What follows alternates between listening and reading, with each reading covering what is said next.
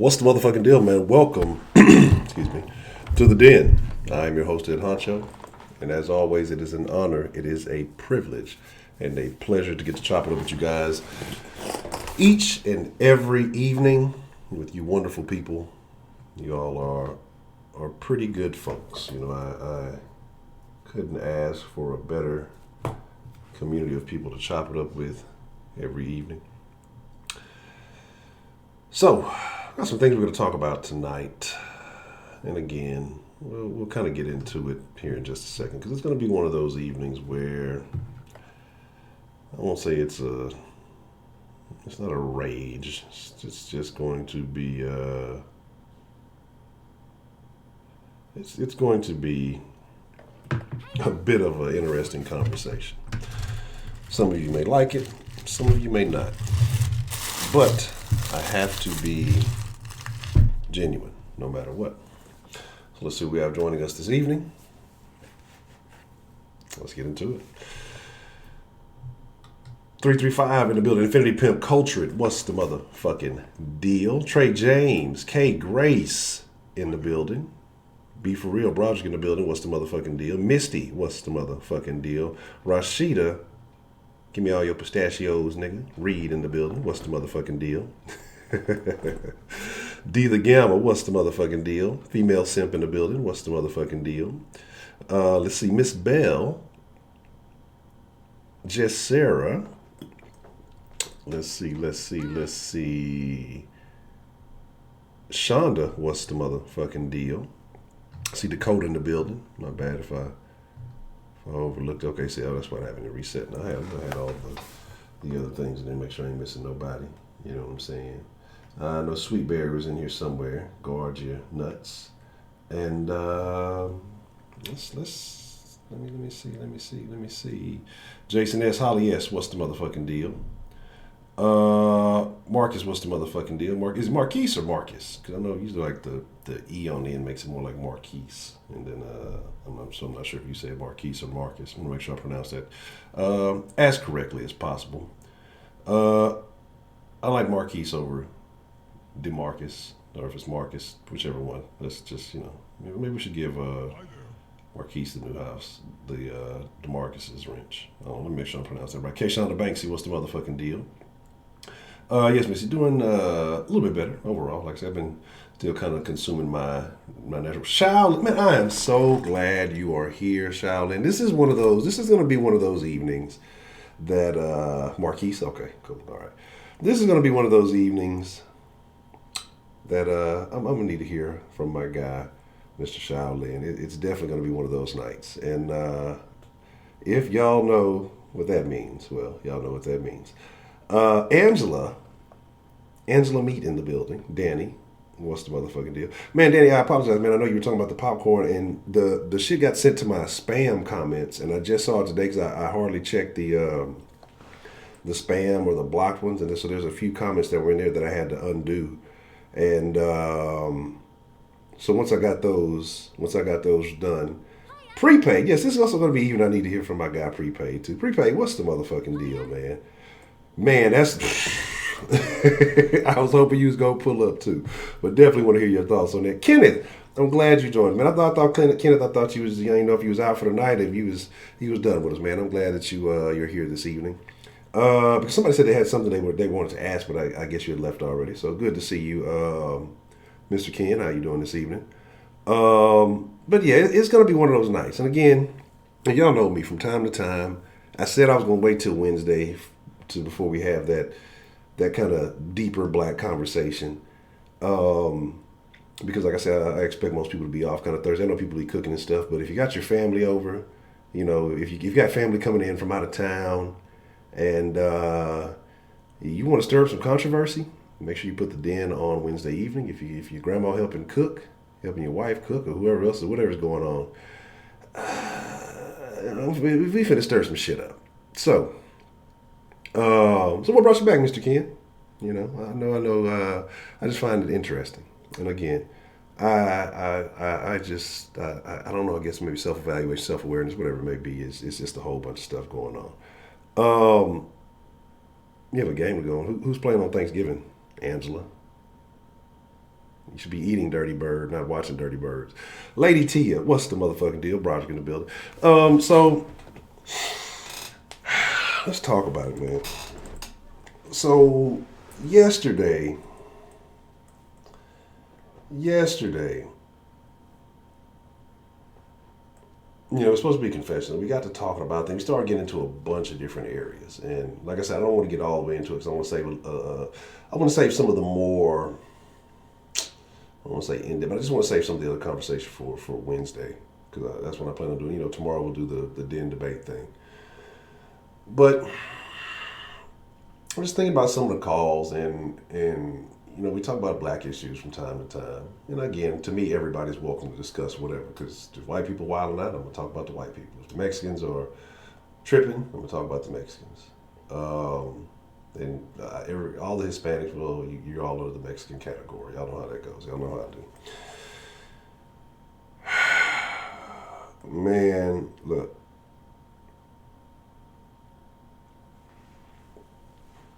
So we talked about the Patrick Patterson thing, and there's many layers to this whole deal, but to me it's the sign of something deeper. And my thing is, why was there so much outrage behind what was said?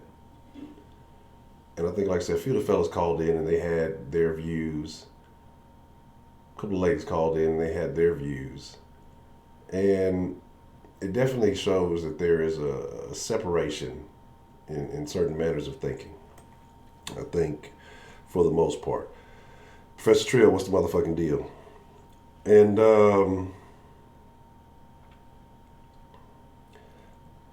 so the whole Bulldog thing, I gave my perspective that I didn't think that was that he was addressing an entire race of people. And it just we went here, we went there. Some of us agreed to disagree.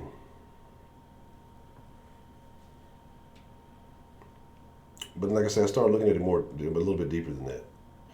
Like, why? Patrick Patterson is a nobody. Unlike the NBA sports scale of if you took all the famous currently active athletes. I'm not talking about active athlete if you're in the city. Is active athlete still open? It's been a minute since I didn't even fuck with it. That's Space Town shit. He's relatively he's like at the bottom. He's way down at the bottom. I mean, we're comparing talent wise. We're talking about male and female athletes and all this stuff. He's somewhere scraping the bottom of the barrel, right? But yet, nobody gave a fuck about Patrick Patterson. Nobody. He was irrelevant, especially I would say in the black community, in the gossip community. Okay, because that's the only way I found this out was from some of this gossipy, shady stuff. And someone passed it along to me, and I'm just like, wow, there's like this whole area of the internet that I'm not familiar with, but I realized that the reason that we're continually falling behind is because people are more concerned with this shit than what's really important. And I'm guilty of it too because you give the people the conversation they want to have. But nobody gave a damn about this dude until he married a white chick. And I think that was more the issue than anything else. It wasn't a Bulldog comment. Niggas didn't call females worse than that. Like, motherfuckers willingly celebrate to being called bitches and hoes, right? All day, every day. Had this would have been a black chick he was with and he said something about bulldogs and he was talking about ugly women or whatever, nobody would have gave a shit. It's the perception of the situation that makes it what it is. And we've talked about, results and representation. We've talked about, basically people who let you wallow in your sorrows, people who motivate you, who may show you a little bit more tough love. And so my thing is just like, man, as a whole, black folks, when do we stop the fucking nonsense? Like, this shouldn't. This is a non-factor. Like, I'm trying to figure out. I don't even know how many followers he has on his page. I didn't go to his actual page. I probably should have just to check beforehand. And it doesn't, followers don't matter, I guess, either. But for someone to take this and just blow it up into news, nobody gave a shit about Patrick Patterson. You know what I'm saying? And it's just like, but people are mad. But people are taking this and trying to put it under the guise of all black men. I've had people may leave some comments. You know, black women, this is why we can't we can't root we can't cheer for black men. We got to do everything on our own. And so the thing is, I'm gonna play the same game. Like I'm gonna be on some dumb shit tonight. And what I mean by that is, I'm gonna play the game that the ladies play.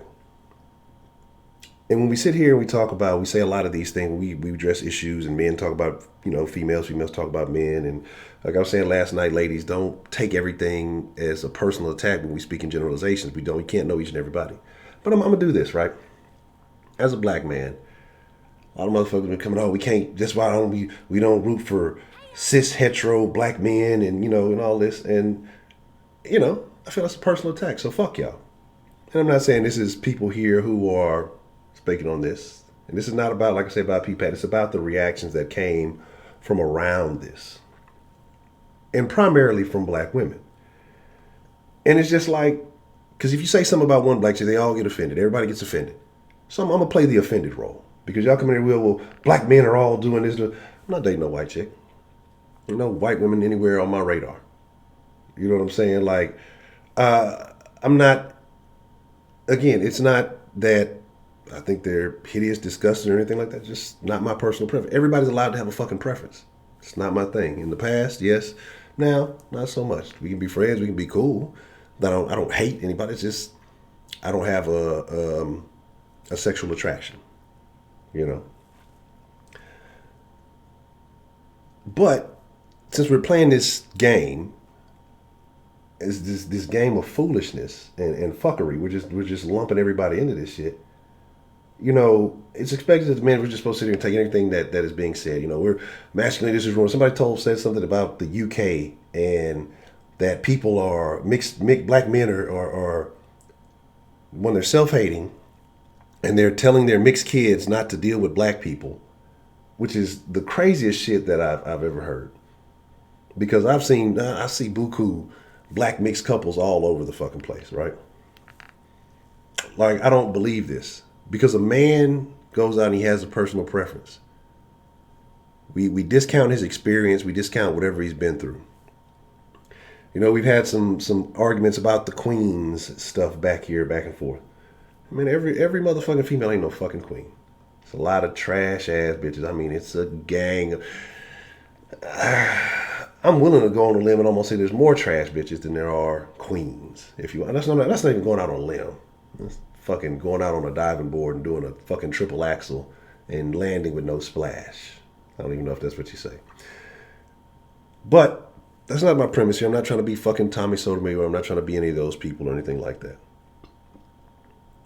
But my thing is, if we want to play these stupid fucking games, and it's dumb. It's just like, because I'm just listening to it today, just some of the responses. People text me stuff, just crazy shit. Like, I really truly can't comprehend how somebody let this thing get them so fucking mad to just respond in some of the manners that people have sent me messages and said certain things. I'm not going to put them out there. I'm not going to everybody. It is what it is. But I've just been thinking about it, like, this is an issue. This is a thing. Like, how the fuck is, we don't give a fuck. But like I said last night, you don't give a fuck about it. It's lots of black men. But what was the stat somebody called in? Even though it's only about 30% of marriages, if we're taking that as a whole, 85% of those marriages are black men with black women. But we don't want to talk about them much. We don't want to address none of that stuff. We don't want to address the stars at the top of the league, the best of the best, who are all black men married to black women. We want to give a fuck about somebody at the bottom of the barrel who said something, made a comment that I personally feel was misconstrued. But that's the representation of black men and everything else. And, again, we had Drake calling from Toronto. Hey, ain't a lot of options in Toronto. It is what the fuck it is. But yet, this is a thing. And again, it's not about P. Pat. It's just the reaction to this. And like I've seen just crazy shit everywhere. So if we're going to start playing the game that this one person is the whole representation of black men, let's go find the trashiest fucking bitch that you can find and let that be the representation for all black women. What's the first thing women are going to say? That's not me. No, that's not me. No, not me. Then how the fuck are we pushing and pursuing and continue to follow this fucking message that it's okay for one motherfucker to be the whole representation of black men?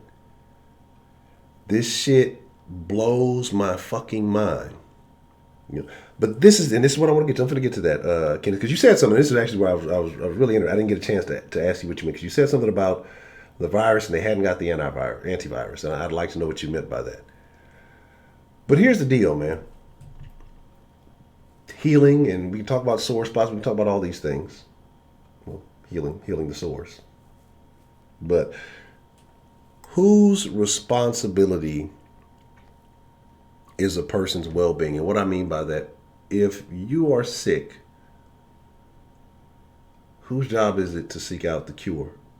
If you are unhealthy, whose job is it to see that you're back in proper health? It's nobody's job but your own. You know what I'm saying? And that's the problem. We don't want to be healed. We don't want to be healed as a culture. Now, me personally, I don't give a fuck about any of that shit. I'm telling you, man, that shit is so true. Like a lot of that, like maybe I'm disconnected. Maybe I'm just oblivious. Because I read that shit and nothing jumps off the page in me. I just read it like a fucking paragraph. I don't perceive that he's talking about, because I don't believe that. I do not believe it. And again, we've came to the conclusion that I have to agree to disagree. That's fine. You can feel what you want to. But again, I cannot see it. Okay? And I think there's a lot of people that want that to be that, so that, you know, that pain and that lack of healing that they have can be justified. See, this is why I have this pain. This is why I have these problems, because this is what's going on. Because that's why people want it to mean that. I don't fucking believe it. I don't fucking believe it. And again, maybe I just can't relate. Maybe I can't see it. Maybe I've been in my own world so long that I just can't see the shit. But to me, it's fucking foolishness. And it's a point where you have to sit here and say, it's time for me to fix me and not be... I genuinely cannot be concerned with what anybody else fucking thinks of me. I'm coming to damn motherfuckers talk to you. I've seen some of the craziest trolls come in here and say some of the most off-the-wall shit. And what am I going to do? We're going to have fun with the shit. You call in the line and you trolling, but we go play some games. Like, I'm not finna... And people say, well, I don't understand how you can do that, how you don't get mad at this or you don't get mad at that. Because it's my manner of thinking. Like I say, when you let go a lot of that bullshit, when you realize who people are, what they are, and deep down how they truly feel, like you understand where the ignorance comes from. You understand where, you know, the foolishness comes from. And you actually feel more sorry for these people than you do angry. But at a point where we've talked about issues where you say we want to see the black community be successful. We want to see the black community do this, the black community do that. You're never going to be successful with this type of mindset. And we talked about, you know, you can't take everybody with you. But we still try. We still try. We still have these fucking sandbags because we're worried about goofy shit like this. You're worried about the rhetoric of one man who nobody gave a fuck about. Nobody was trying to date. He got his little IG thotty. And if he's happy, then let it be happy. Motherfuckers mad. Motherfuckers like literally cannot understand the difference. Like, what makes you any different than the white person who says something about an interracial relationship? If you get mad about it, what makes it any different? Now, if old buddy was there and somebody came on, oh, this fucking salt and pepper bullshit, I can't stand it.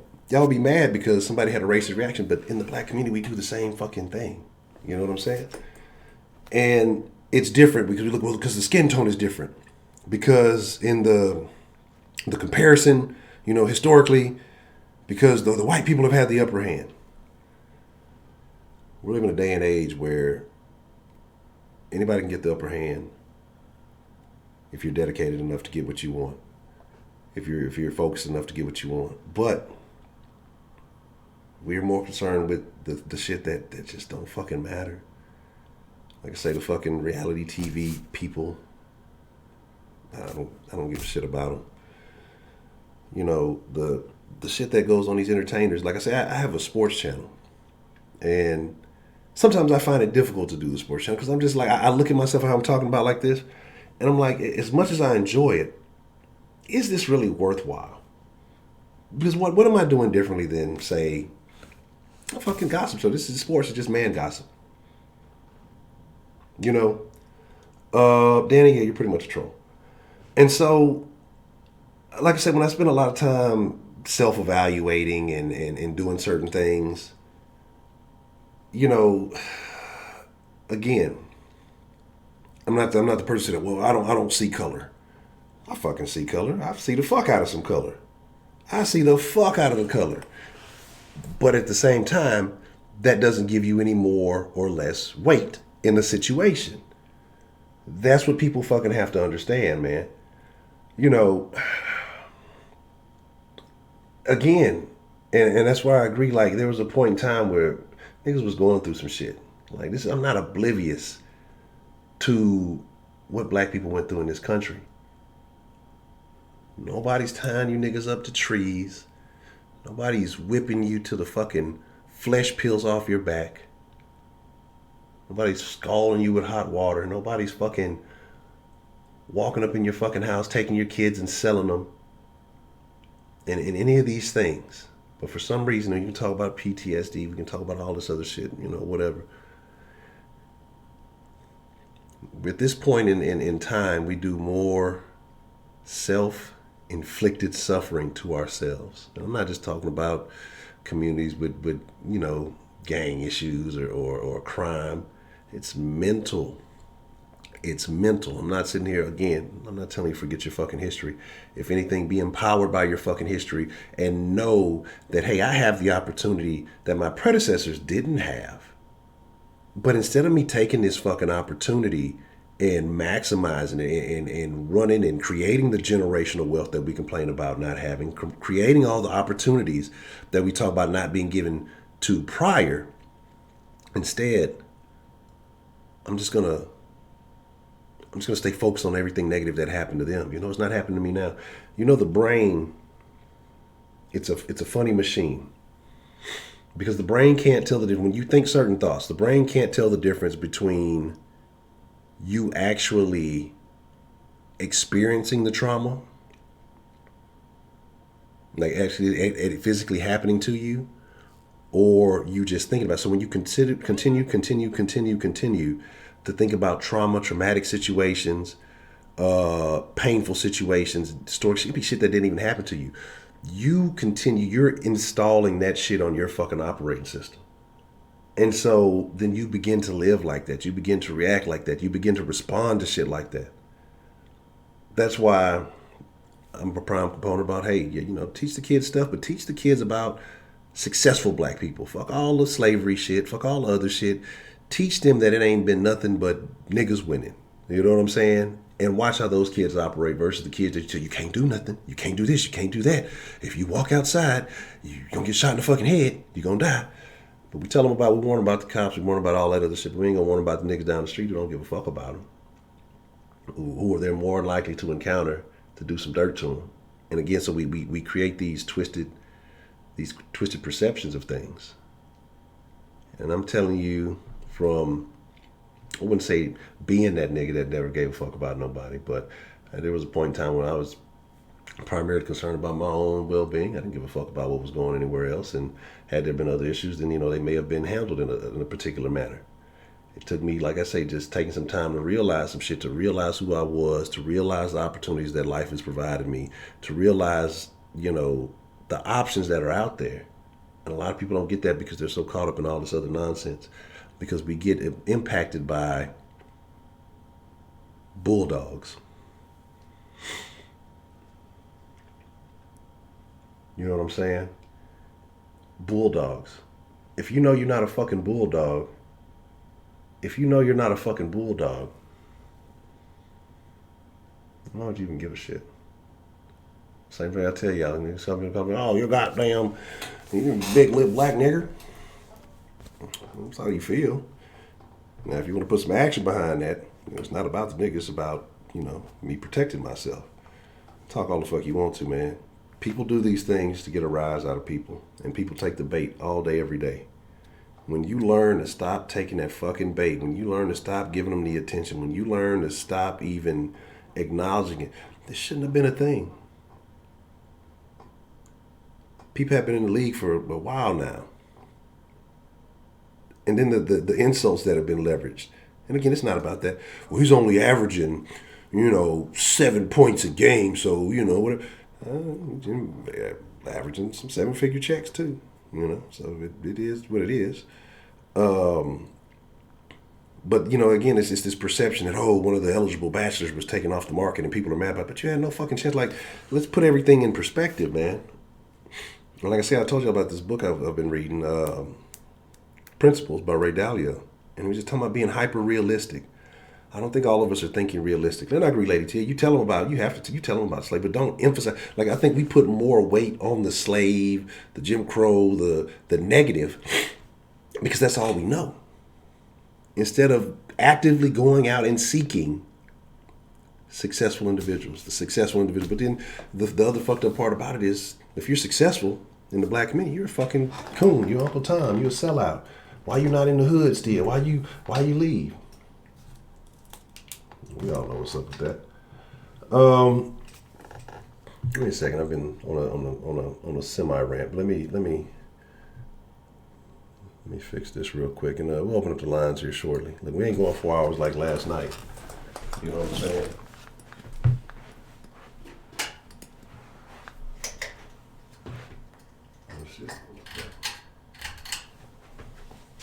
I don't know too many other groups. Like, think about it, man. We hate fucking. How many other groups do you know that just look down on education? You know what I'm saying? And I agree, Mister. That's the thing, and that's why I like to have these conversations. That's why I like to talk about the things that they say you shouldn't talk about. Because if you let society tell you what you should be doing, then they're going to continue to guide you the wrong way. Couple of things before I open up the line. I know I shared it in the Facebook group, and we're going to continue to talk about this. But this, we talk about politics from time to time, and like I said, I don't align with any party. I consider myself independent, but just there's certain things that certain parties are doing that just don't make any fucking sense to me. And I have a belief if you've been rooting for the same team for a long time and they've done nothing for you, I don't understand why you just freely give them, your vote of confidence.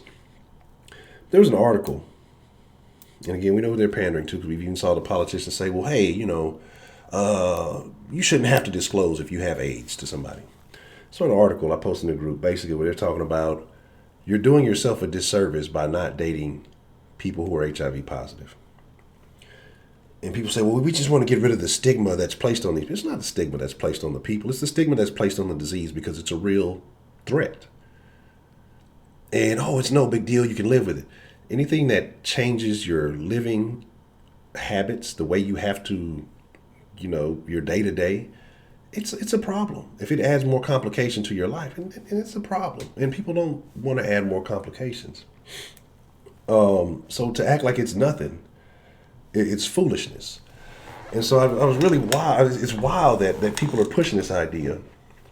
And again, not to place a stigma. It's not hate for anybody, but you're putting yourself at a level of risk. And you can talk about the medicines that they have to prevent it. Those medicines fail too. Even if it's 1% of the time.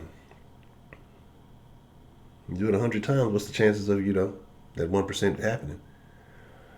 My deal is this, man. Sean DeTony donated $2 through Super Chat. Good message, Honcho. Oh, thank you, Miss Shonda. I appreciate it. And one other thing, and then like I said, we're going to open up the line, and whatever y'all want to talk about or y'all want to discuss, we're going to get into it. There's some other things I'm going to touch on here in a minute. I've kind of ventured all over the place in my little rant. And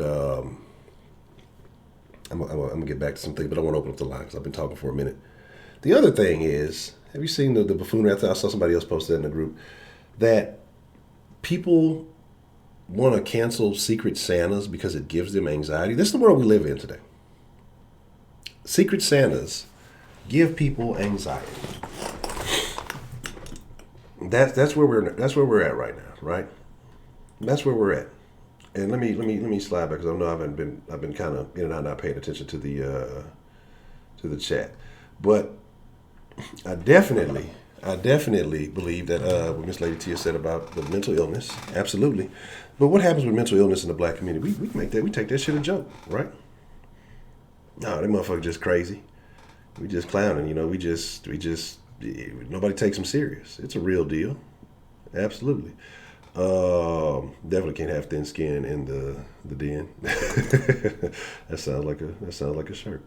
I'll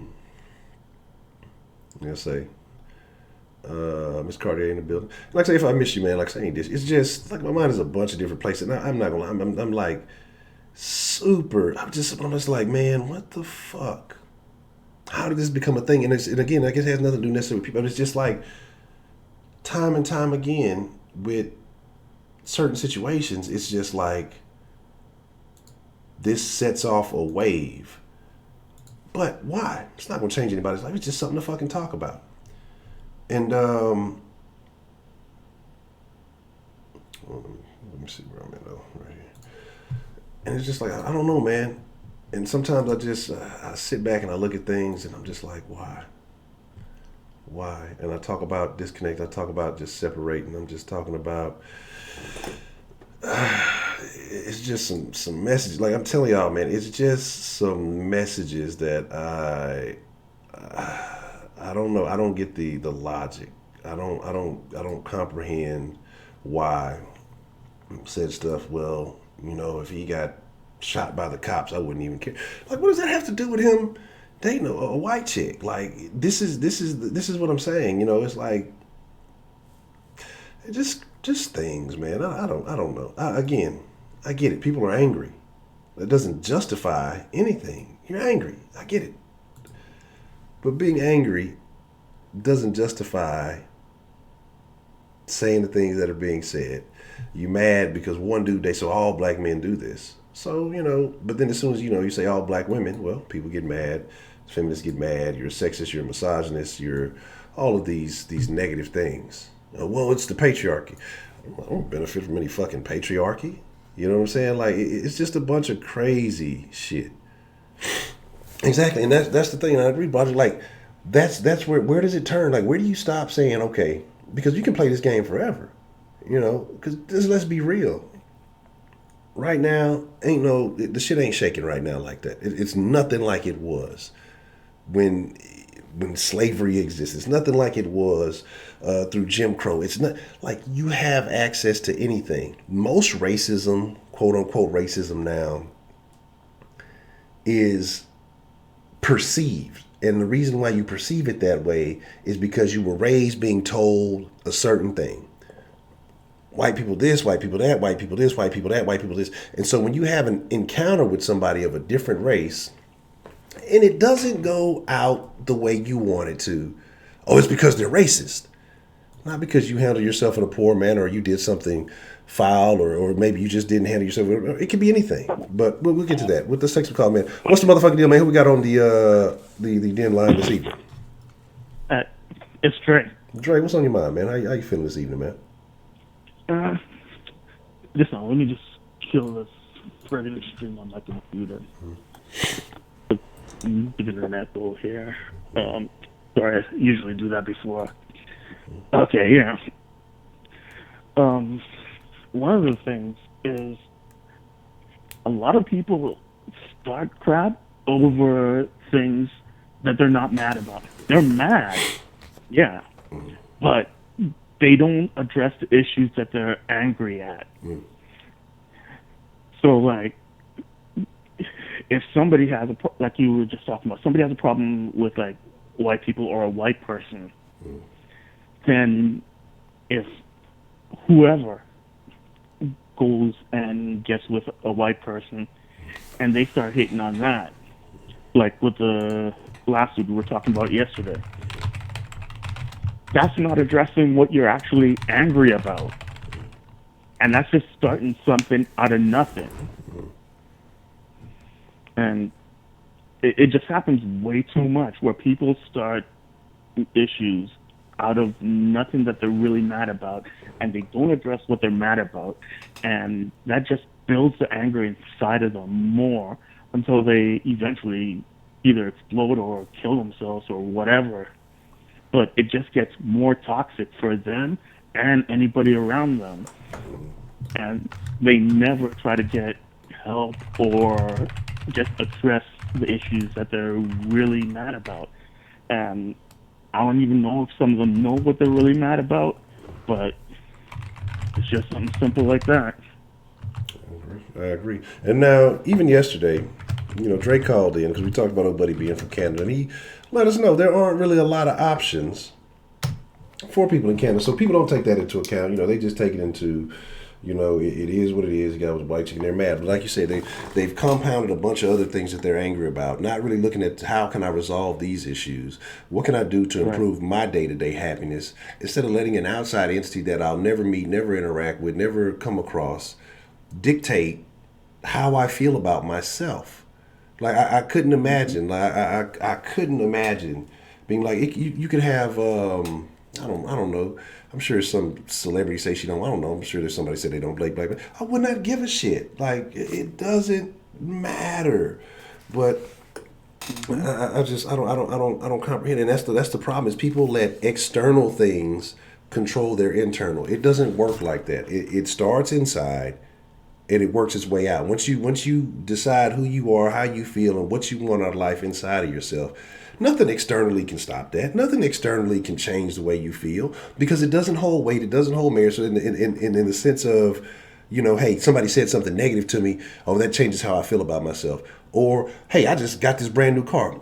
Doesn't change how I feel about it because the external doesn't matter. Yes, you get things out of life that you're going to want and that you appreciate, but the material, the outside opinions, none of that stuff is important. Once you work on the internal, once you fix the inside, and all of these things become irrelevant. But I think a lot of us as black folks, and I want your opinion because you up in Canada, international Drake. Do you think is this an issue that you see up there too with black people up there, or is it different, or do you think it's just a United people States in thing? general? People in general. With people in general, because you have like the Portuguese community where they're like wanting to stick to their Portuguese, the Italians wanting to stick to their Italians thing. And the thing is, I think it also goes by generation too, because a lot of the younger people don't even give a shit about anything. That it's not even a thought in their mind. So like a white girl would be with a black guy and not even think anything about it until somebody else confronts her about it and starts getting in on her about it. And the same thing with him. Because when we're in school, everything is just like everybody's on the same thing, on the same plane, and your classmates. Like who you hang around is like who you hang around, and that's generally based on who's in your class and everything. Like the people that you see the most often.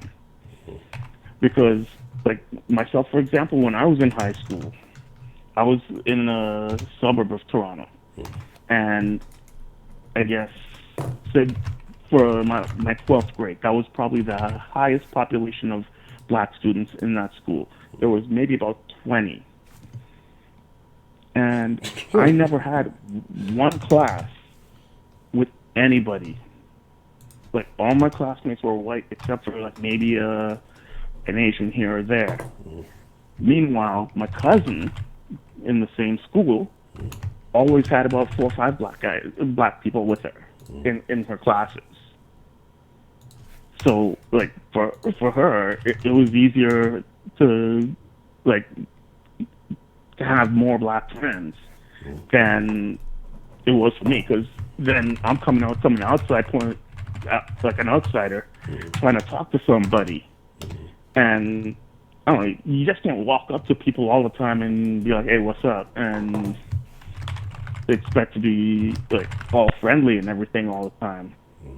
Like you have to have like a common like topic or something to begin a conversation about. Yeah. And so there's that point about the common basis as well as the opportunity. And I guess to even add to a little bit of what you just touched on before, people don't take the time to understand what the next person's situation is before they rush to judgment, rush to persecution, and just make a mess out of a situation. Because, like as you were saying, like they don't know what his like dating pool options were like when he was here. And really, unless you're that person or in that person's, I guess, ring of friends type of thing, or however you want to call it, social grouping, you don't really know what's out there. And, like, you might understand, like, the tricks and traps, but you don't really understand what they're going through on a day-to-day. I definitely agree with that. Damn, it was something I was just gonna say, and it slipped my mind because I was over here giving out all these damn pistachios. But I agree, man, and it really is. It really is on people, and again, like I say, with different associations, different groups, and it was something you make. Damn, I'm trying to really remember because fuck, I should have jotted this shit down because I know my memory is terrible. But fuck, I'm real mad that I can't remember that shit. Shit. But no, like I said, but it's interesting. So you said it was like only 20, and that's super crazy because I know I was thinking like shit, 20 shit. It was 20 niggas hanging outside in front of school by the time I got to school. You only had 20 in the whole damn school. That's a whole different ball game. But Yeah. you know, And when I started going to the school, it was a lot less than that. I think there was maybe like 5 of us. no. Mm. But in the last 2 years, I don't know, that area started getting more people moving in and everything, and I guess more or less started moving in that area. Yeah. And then, like, that whole area has its own demographic about, like, imports and exports and people coming in and all that stuff. So, like, I moved out of there as soon as I could back to, like, my original area down here.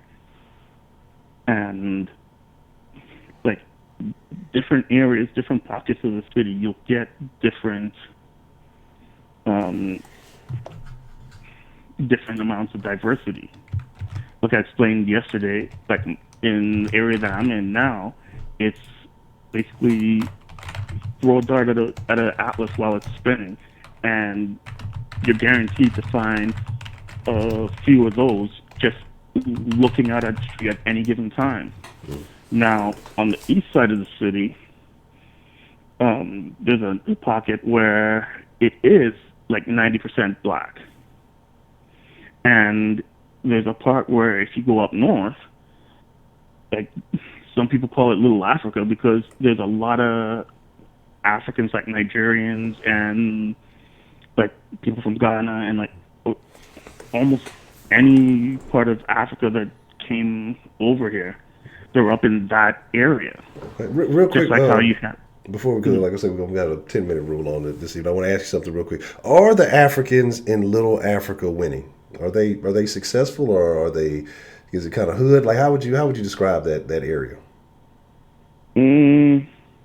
It's kind of mixed because there's no area that's really pure anything. I guess except for maybe like the Portuguese or the Italians and the Jewish. Okay. Like, some give like the Polish a thing, but like I don't know. It starts to me. It's all like European, and it's just getting divided up too much to sit there and say like, well, Polish have their section, the Russians have their section, and all that type of thing. It's like no, East Europe over there, and that's how it is type of thing. Okay. But like for like the area that they thing with Africa, you also have like a lot of Jamaicans up there. You have a lot of Hispanics, like South Americans there. So the area isn't really defined by the Africans. It's just that it has the highest concentration of Africans in the city, so it gets the label. Okay, that's not bad. All right, well, man, Mr. Dre, I appreciate that. I hate to cut you short, but like I said, we're gonna get the 10-minute rule over. I know people been getting mad at me because I've been letting people go long, but I appreciate you calling in, man, and getting the party started today, man. All right, no problem. And thanks for taking the call. All right, shout out to Dre. Bye. All right. What's the motherfucking deal? Who we got calling in to the den this evening? Oh, let me mute you. This is Kemah. Okay, already. So yeah, I'm going to try to make this as quick as possible. All right, so bear with me. All right, Mr. Kim. Okay, I have a lot to say actually, but I'm going to try to simplify it. Okay. To begin, I would just like to say that he who plays the fiddler calls the tune. Mm-hmm. And I would also like to say that we must understand our past before we can understand the present, before we can prepare for the future. And I know that you say slavery, all of that, whatever, but as I said before, on a previous call, there are grandmothers my age now. My classmate is a grandmother. She's 33 years old. She's still out there botting and bopping. She's not teaching her. Her mother raised her daughter, which had a baby in 11th grade. So there's no teaching of the past. So therefore, the past must be presented for one to understand the present. For you to go to war and not understand your opponent and not study the game. If you play football, you study the game, you watch the plays, you watch the pass. You must understand and know the past first, I believe. And the past is very important. And much of the past before slavery and after slavery was hidden. For instance, a couple of years ago, it just came out that the whiskey was created by a black man. They actually came out and said that, but they didn't pay his family, though. But they gave him that appreciation. So one day on the train, I was on the train in New York. I was headed to work, and I saw this white woman crying across from me. And in my mind, I'm like, why is this white lady crying? I felt bad for this white lady. I literally felt bad, and I was wondering, why is this white lady crying? No lie. On the same train ride, I literally saw a black woman with her children crying. No lie. My mind said, why the fuck is this black bitch crying? Shit wrong with this. And it was at that moment that I realized that I've been programmed. And I don't love myself. And I don't love my people. That moment I realized that. And that moment I thought about Snow White and the Seven Dwarfs. That moment I thought about all the cartoons that I saw in it. That moment I thought about Looney Tunes with the Tasmanian Devil. That moment I thought about all of these images that had been presented before my eyes from birth that has programmed me to act like an animal. The Tasmanian Devil was based off of the Tasmanians that were killed and slaughtered by white people. Christians, if you will. So we have been programmed. And I understood that, and I realized that everyone does not wake up at the same time. If you're asleep and it's 3 o'clock in the morning and I come banging on your fucking chest, Honcho, wake the fuck up, you're going to want to knock me the fuck out. Oh, absolutely. It's 3 o'clock in the morning. Everybody doesn't wake up at the same time. This person wakes up at 9 a.m., This person wakes up at 6 a.m.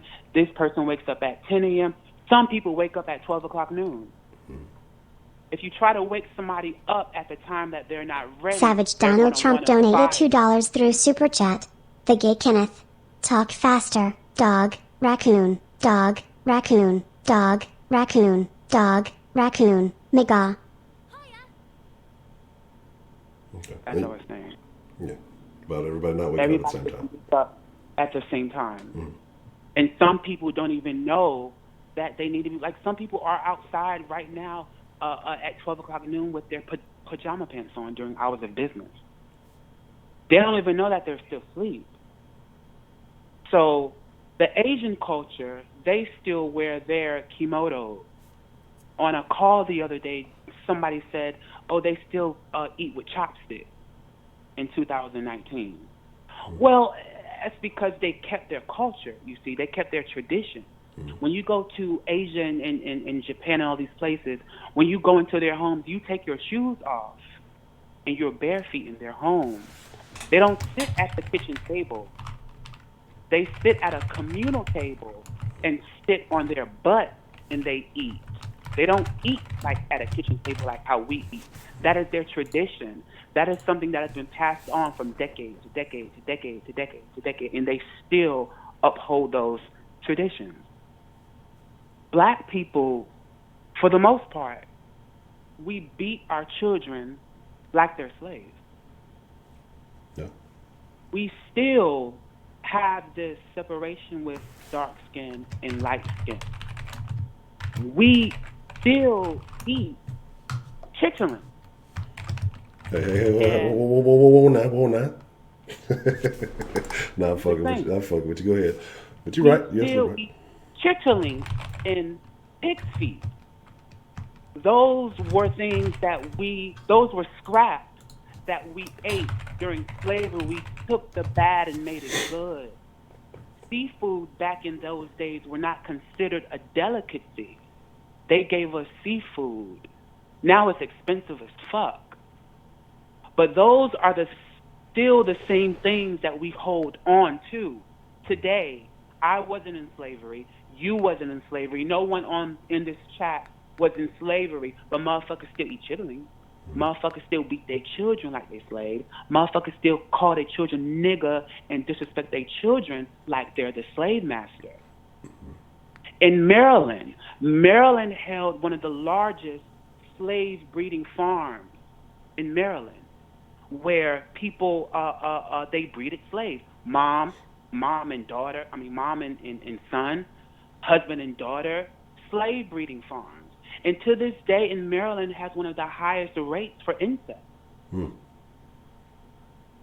don't tell me that, well, you can tell me, but it's very incorrect to say that even though we were not slaves, that we still aren't carrying those burdens and we still aren't carrying those traditions and those behaviors from slavery that was passed down from my mother from her mother, from her mother's mother. My mother was born in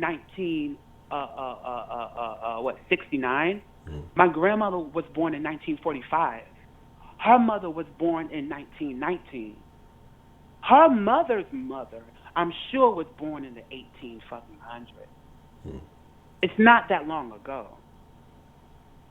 So it still affects us to this day. Now, when they gave us gave us land and things when slaves were freed, yeah, they gave us land. However, before then, you were beat / killed if you had a book in your hand. Till this day, niggas still don't like to read. That did not just pop out the blue. That came from a place. So, life insurance. It was illegal for black people to have life insurance. You cannot get life insurance until about 1881, I believe. Before then, motherfuckers were just burying people in boxes and shit. And even after then, there were still rules set in place by places like MetLife. My mother is a life insurance agent. There's still barriers with life insurance that make it hard for black people to get high insurance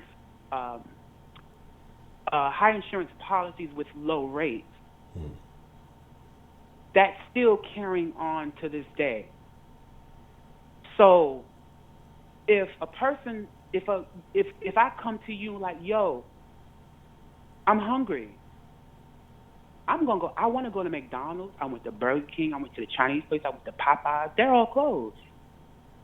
And you say to me, yo, don't you know you could go to the grocery store and buy food and cook?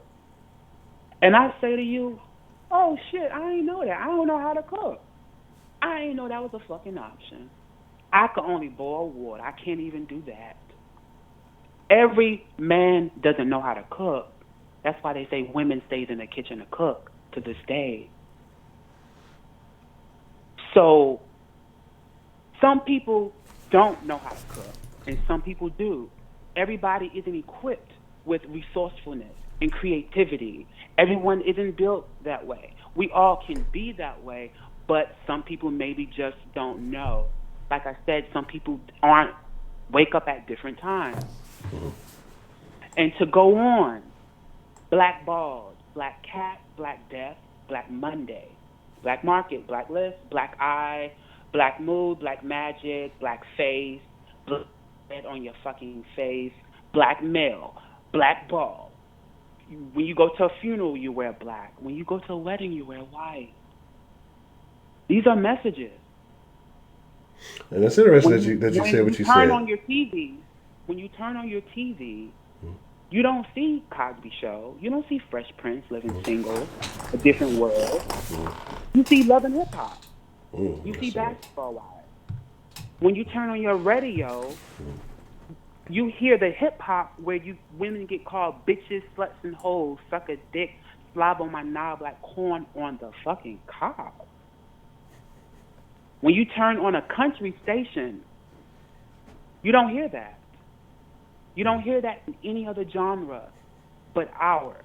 And the people who are backing it are white establishments.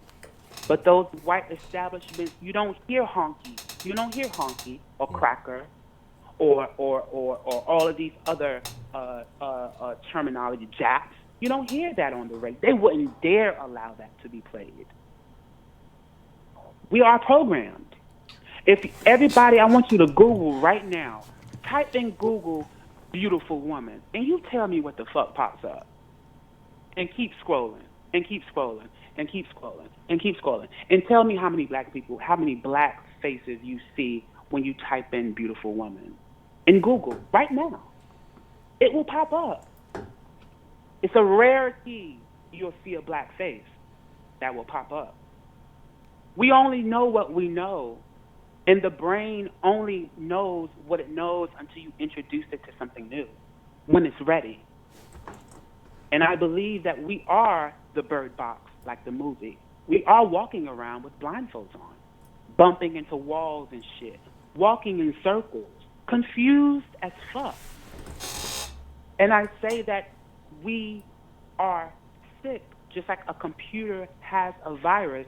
The computer is not going to give you its fullest potential. It's sick. It has a virus. It's not going to be unsick, or it's not going to be well, or it's not going to give you its full potential until you inject it with the antivirus.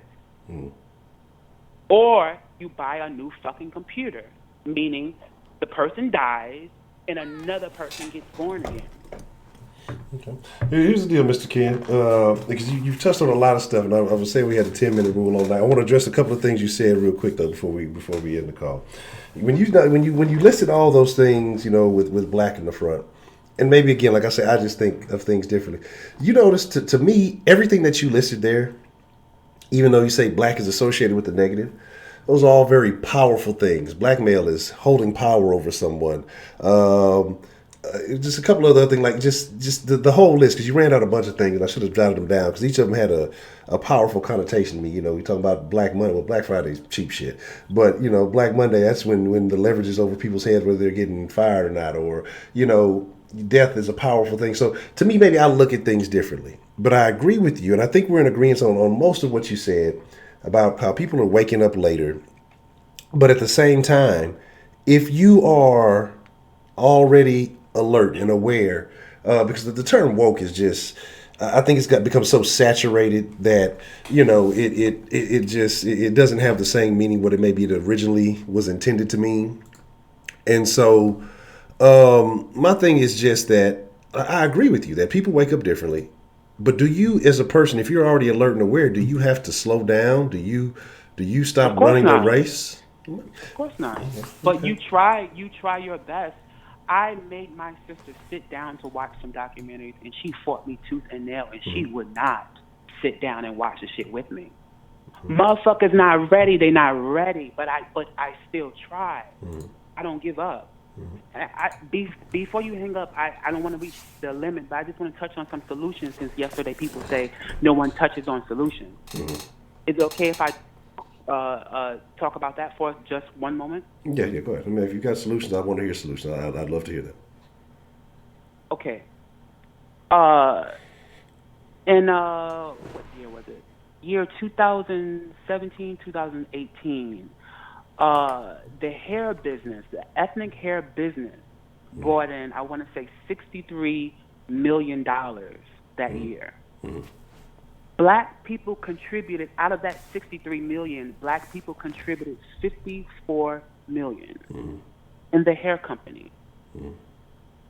There's 35,000 beauty supply stores in the United States. Only 2,500 are black owned. So the solution is come together, take your money out of these Koreans who beat your ass. There are plenty of videos that show Koreans whooping black women's ass in the stores, thinking that they're stealing. Stop your money from there. Come together to get your own stores. That's one. Two,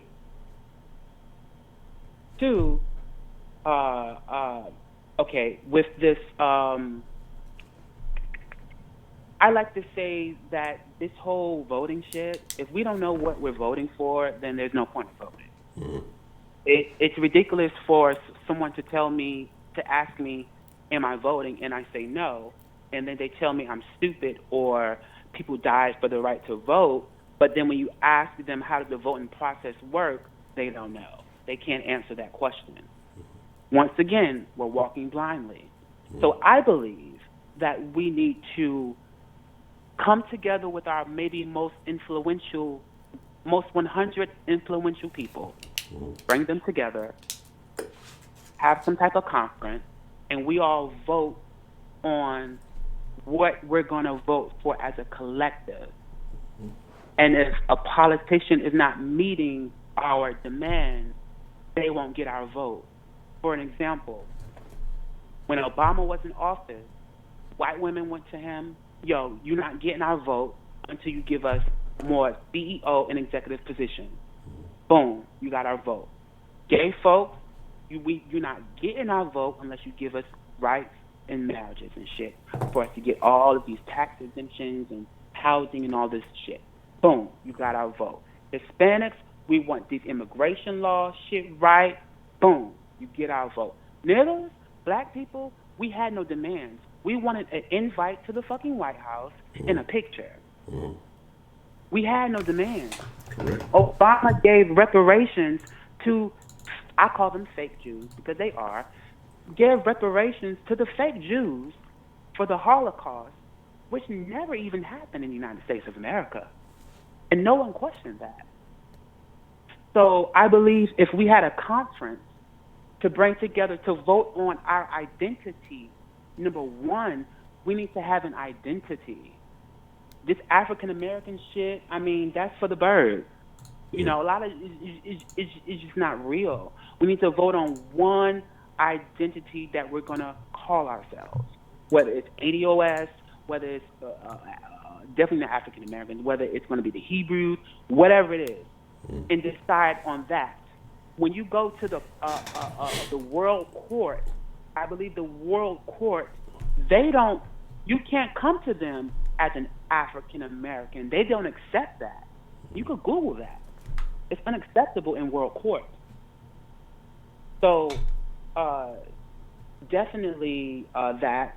I believe that we need to block out other people from coming into our neighborhoods and opening up businesses. For instance, in Chinatown here in New York, Chinatown is ran by Chinese people. The banks are Chinese. Everything is Chinese. All the signs are in Chinese. Literally. When you go into our neighborhoods, we invite everybody to the fucking cookout. Correct. And they give us anything. I believe that we need to give black businesses a chance. And I believe that black businesses, we need to stop following others. There's already enough Josephine soul food restaurants. There's already enough soap and fucking cocoa butters and shea butter. It's enough of that. We need to maybe open up an Italian restaurant. Don't even hire any black people. Hire a whole bunch of fucking Italians who know how to make pizza and shit. But we take that money and put it back into our neighborhood. We need to be more strategic and not just do things that we see other people are doing. People think that Diddy owns Ciroc. Diddy don't own shit. Correct. He's an ambassador. Correct. And they see him owning Ciroc. Now 50 Cent want to get a vodka. Now this person want to get a vodka. Now Nicki Minaj want to get it. It's all follow the fucking leader. When those brands are under one umbrella. Diddy don't own fucking Revolve. So I believe that we need to get out of this norm with the soaps and the shea butters and all that bullshit. Well, it's not bullshit, but step into other lanes and start being strategic and step into other lanes. I believe that we need to start teaching our children from birth because the school system is set up to fail you.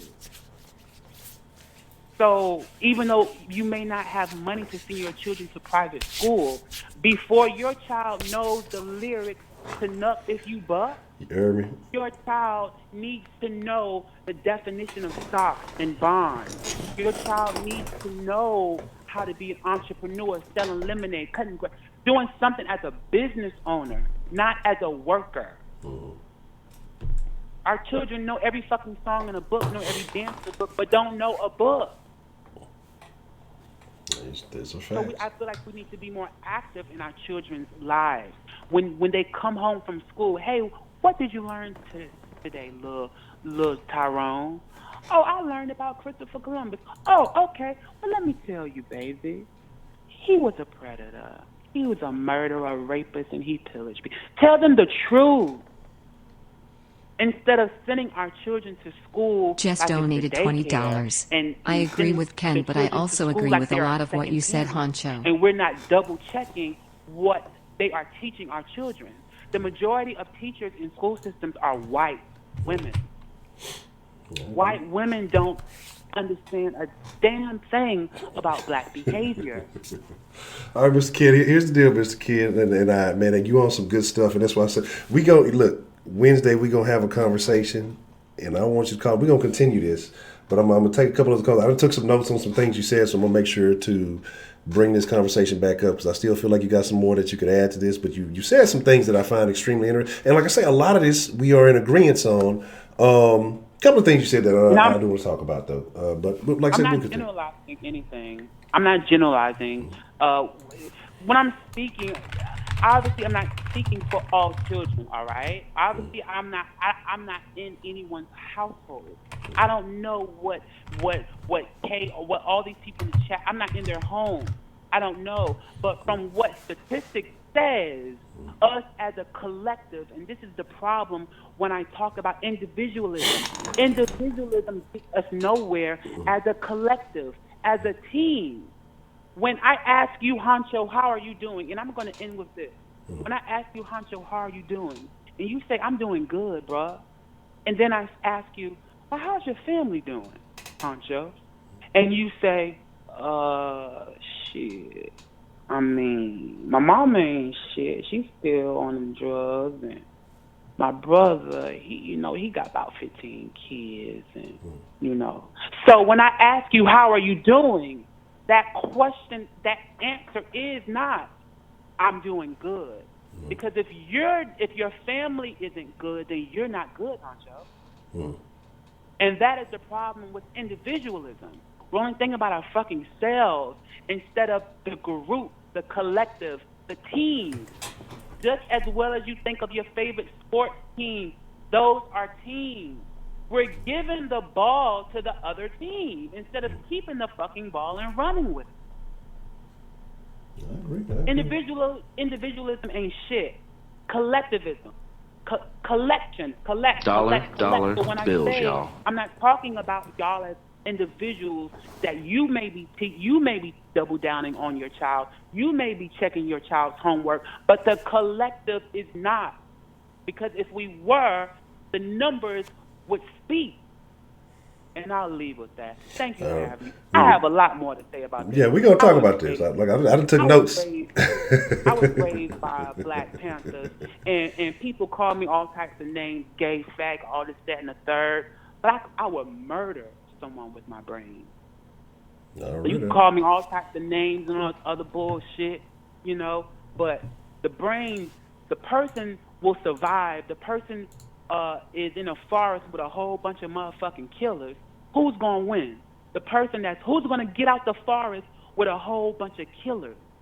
The one that's physically strong or the one who's mentally strong? So all y'all motherfuckers who think you all strong, big, bad, wolf, tough, and all this other bullshit, your brain is pathetic. Step your brain game up. Have a good night. All right, Mr. Ken.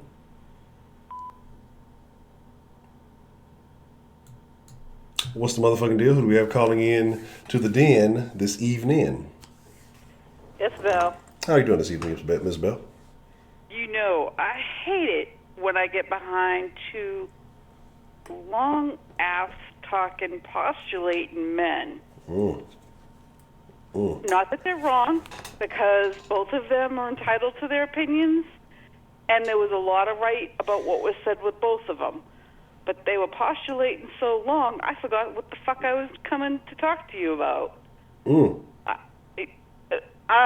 This is why I like being first, so I'm on and gone and done, and I can enjoy. Then, being the female that I am, standing behind two men, it's like that's bullshit. It's 2019, and I'm still coming behind two men. That's not cool.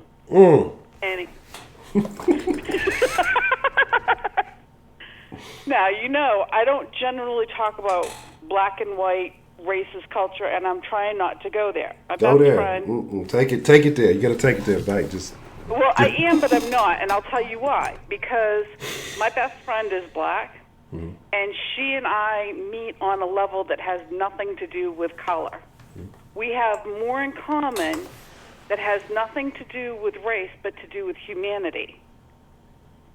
And I agree with some of what Kemah said, but it was good, but it was so wide-based. Now, I need to make a correction here, because of the fact that my family is originally from Massachusetts, and we have a lot of fishermen and lobstermen in our family. Yes, lobsters were originally what was called poor man's food, and it wasn't something that the wealthy, back in the 1800s, didn't do anything about. Once it became a delicacy, then it got expensive as shit for everybody else. And that's how the fishermen came up, is by selling the goods to the higher-ups and by selling it.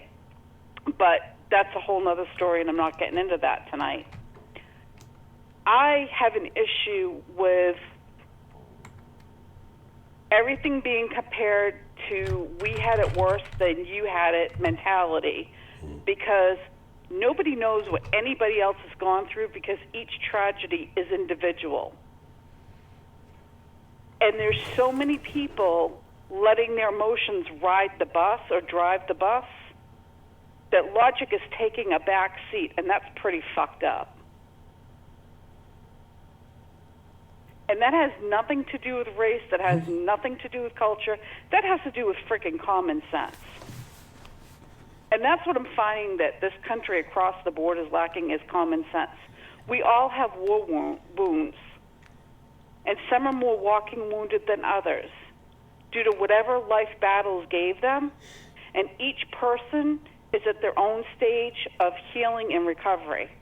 Some may never heal, some have healed, been wounded, and healed again, and some are a work in constant progress.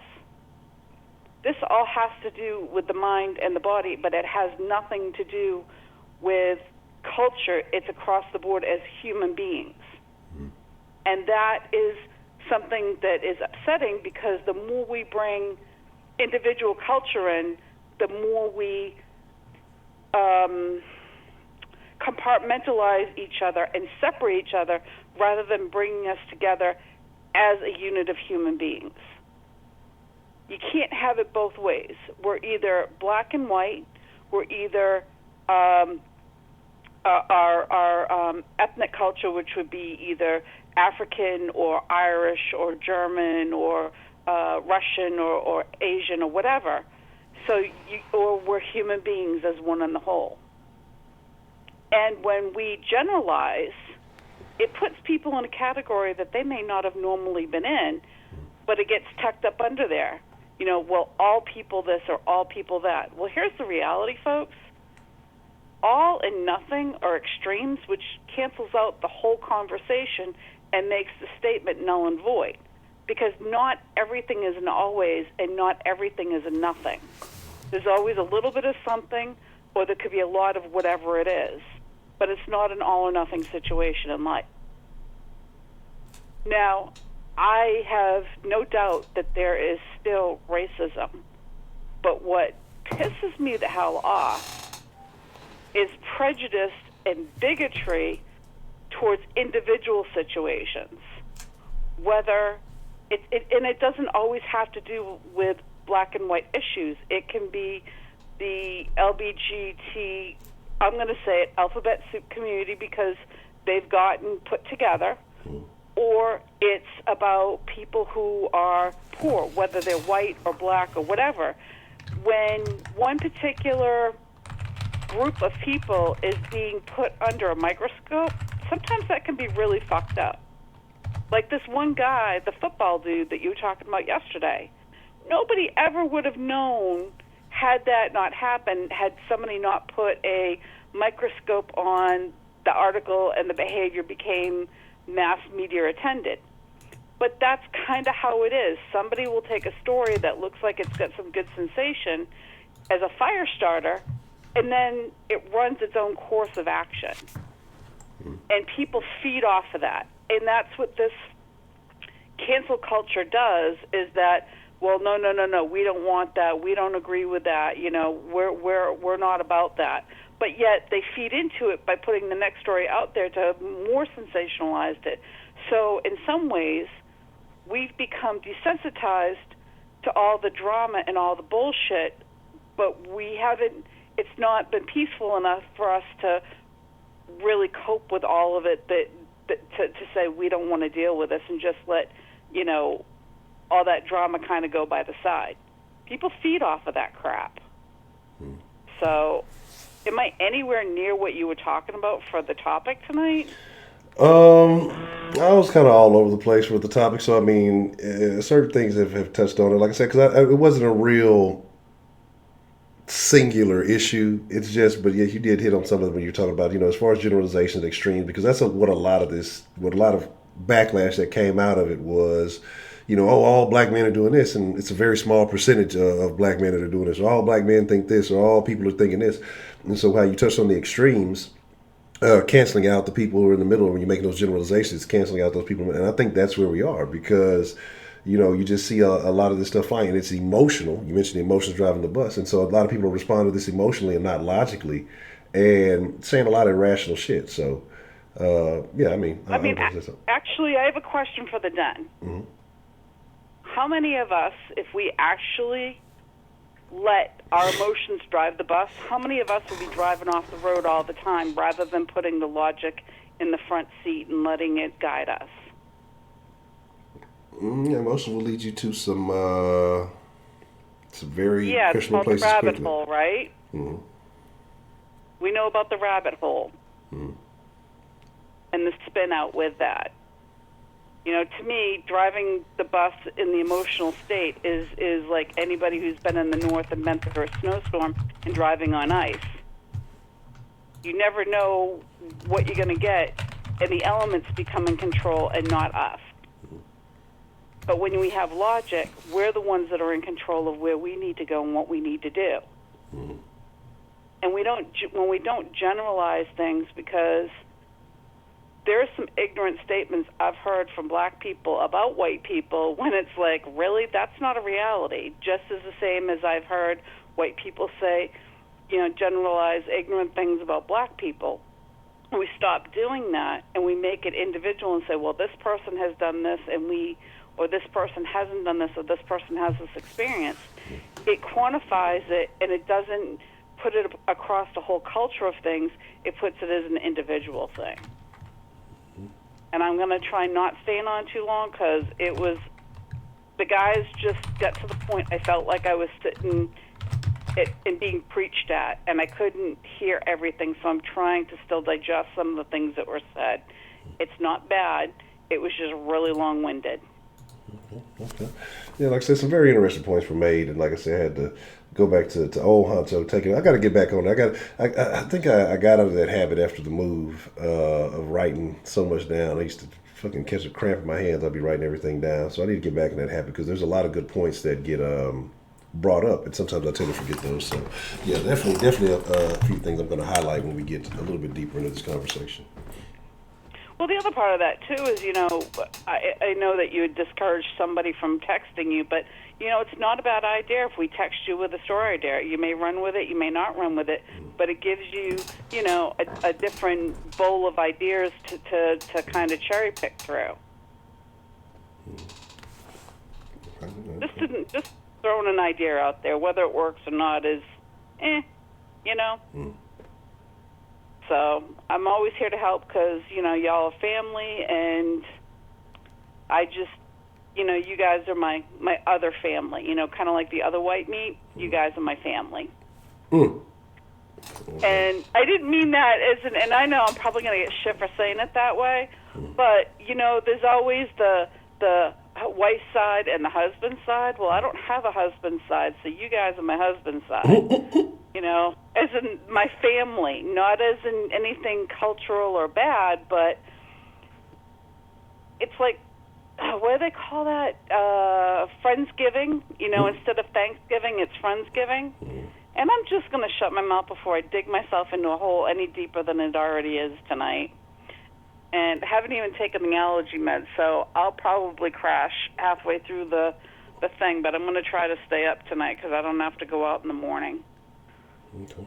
But anyway, that's kind of my story. I'm sticking to it, and I'd really love to hear from some people in the den, and especially, I'm sure Trill and Prepray both have. Oh, and Broderick's been pretty vocal. I'd like him to call in tonight. That would be pretty good.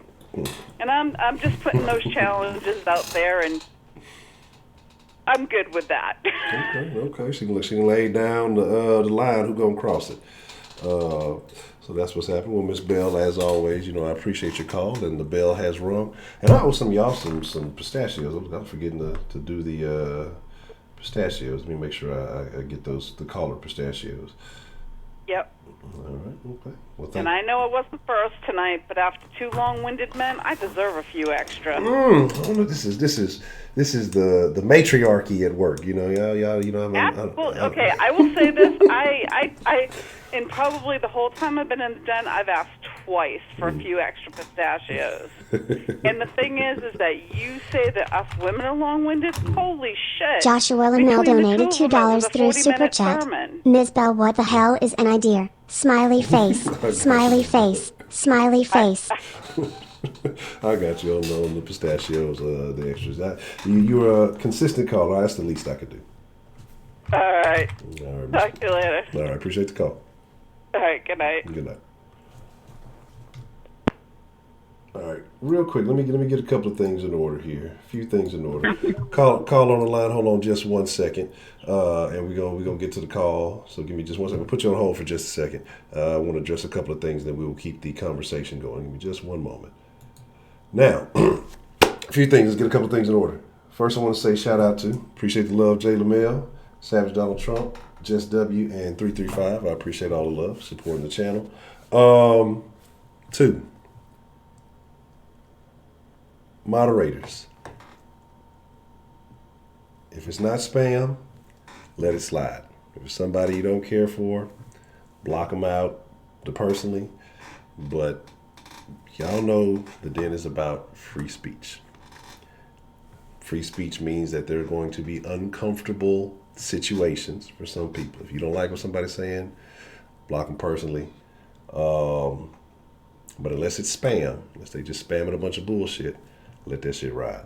And the third thing, I thought I would remember it. I didn't jot it fucking down. We'll come back to it. I'll remember it in a second. Let's I don't want to keep the caller waiting.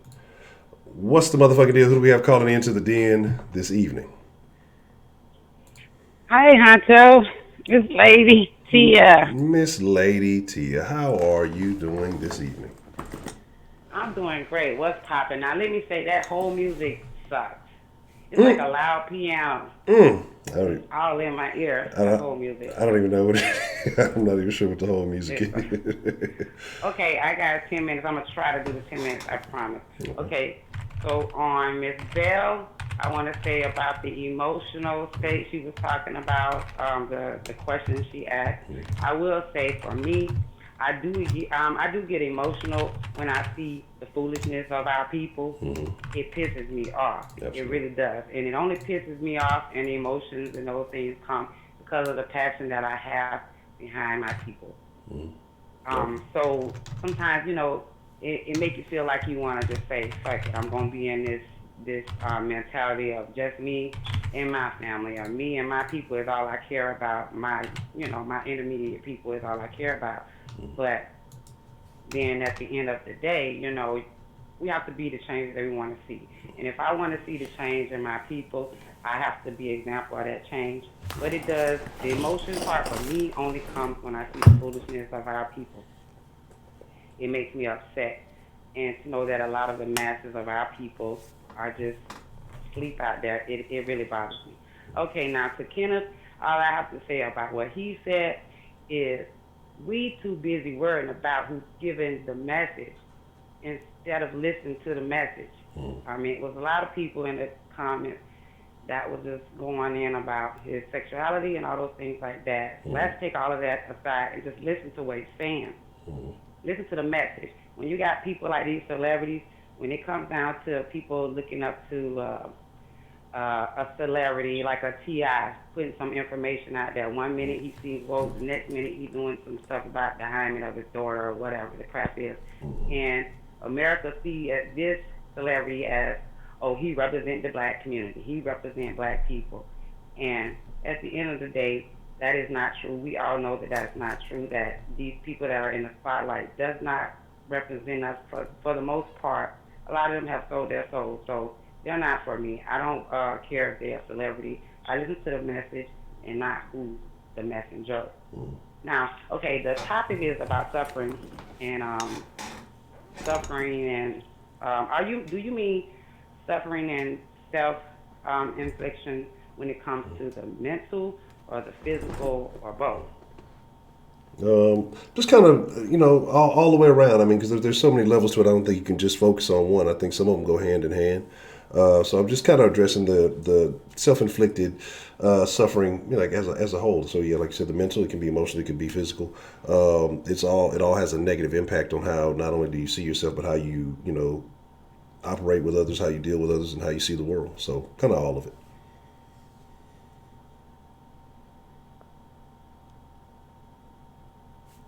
You still there? Uh-oh. I don't know what happened. Call back, Miss Lady T. I'm not sure what happened. What's the motherfucking deal? Who we have calling into the Den this evening?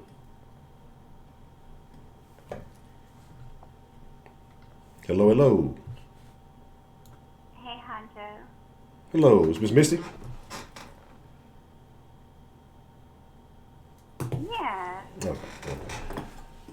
Is it a delay or something on my end? I don't know what's going on because I don't know what happened to the last call. I believe the last call had dropped. I'm not sure the last call dropped, but mine was going to be pretty quick because I know usually I talk a lot. But I was just going to say, like, how you usually say it is what it is. I mean, that makes a lot of sense with what you're saying tonight. I mean, some things, can be taken as a group. When I say group, I mean like, black, white, whatever particular group it is, gay, whatever group. It can be taken as a whole thing if it's that deep, of a subject. But that last night was just, like you said, the guy was saying something about the lady. There's like 10 different ways you directed that it could have been taken as, the lady on the picture, different things. So I mean, like it's like you said, it's kind, I guess a lot of people don't think about it that way. But if you're putting yourself into that category, like, or you're getting really angry about a category, trying to put it in a way that it doesn't make it sound like I'm trying to be funny, but if you're putting yourself into that category, like how they were talking about wet puppy dogs and stuff like that, about white people and stuff like that. If I were to have started saying just a whole bunch of stuff about that, then obviously people would have seen that bothered me, or that maybe I was categorizing myself as a wet puppy dog, So I guess, if I'm not saying that I'm a bulldog, then, why should I even worry about what that man's saying about that particular lady?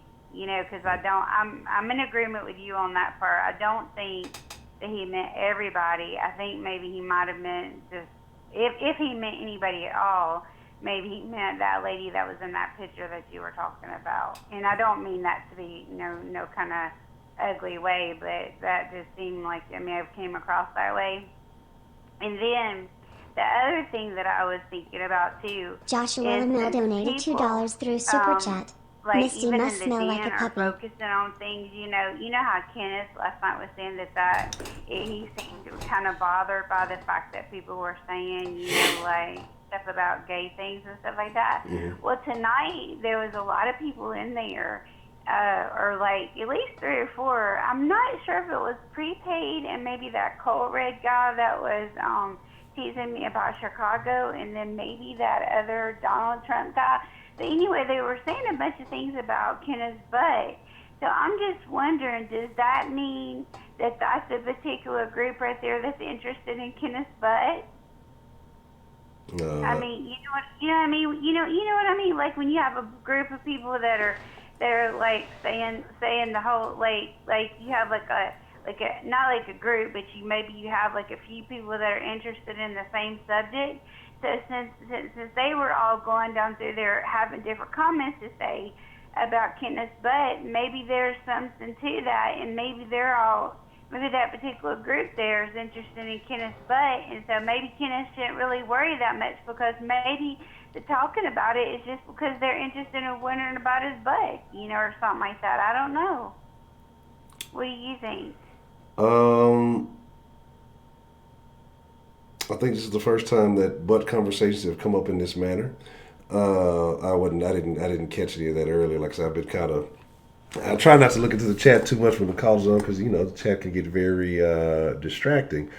But that's true. That's true. It can be distracting, but no, I was really just using that kind of as a joke. But in a way, though, like with with Kenneth, you're still coughing. You need to take some cough medicine. You do. I told you that you need to take something like to help you listen with that cough syrup. That lady told you last night to get that root stuff and put some honey in it and stew it around and stew it on the stove or something. I don't know. Anyway, I was just using that for an example because I don't want that prepaid guy coming for me. So stay where you are, Mr. What's your name there, Mike? I was just using that for an example. I guess I'm just saying, like when people put a lot of a lot of focus on something, you know, like, for example, like I saw a bunch of people like saying something about Kenneth's butt and that thing. So, you know, I was just saying, since people put a lot of focus on something, well, then obviously, you know, if you put focus on something, then that's what's going to be focused on, and then that's what people are going to think. So, you know, obviously, last night maybe some of the guys might have thought, because a lot. Joshua Lamel donated $2 through Super Chat. Misty say you all like boys. Smiley things, face. you know, or whatever, Smiley face. You know, and, Smiley and I face. can't speak on that because I'm not. They're saying that is something that was just like the white puppy dog. The white puppy dog. The puppy dog thing was for white folks. They said the bulldog thing was for the black ladies or something. You know, I don't know. I had never heard of that before. But, I mean, I was just thinking, you know, that butt thing could go in line right along with something along with that, because, whatever, wherever people are classifying themselves as showing more interest, you know, or whatever, you know. So, I don't know. Maybe that's something Ken could think about. And then he could come in there and just, you know, be all, you know, be fine and not be so upset about people saying anything about him, because it might just mean that they are just right out interested to know what his behind looks like. And I don't think it's just that necessarily even being upset, but I think it's about giving a fair shot. And DeMarcus a terrible moderator. I don't even know how DeMarcus got a wrench, but he didn't let my guy Kenneth get to, you know, fire back. He felt like, you know, it was unjust. You know, people were attacking, so he at least wants the right to, you know, be able to speak his mind back. We're all going to be free range in the den. So, DeMarcus was hating. Lady T's T-shirts and designs donated $5 through Super Chat.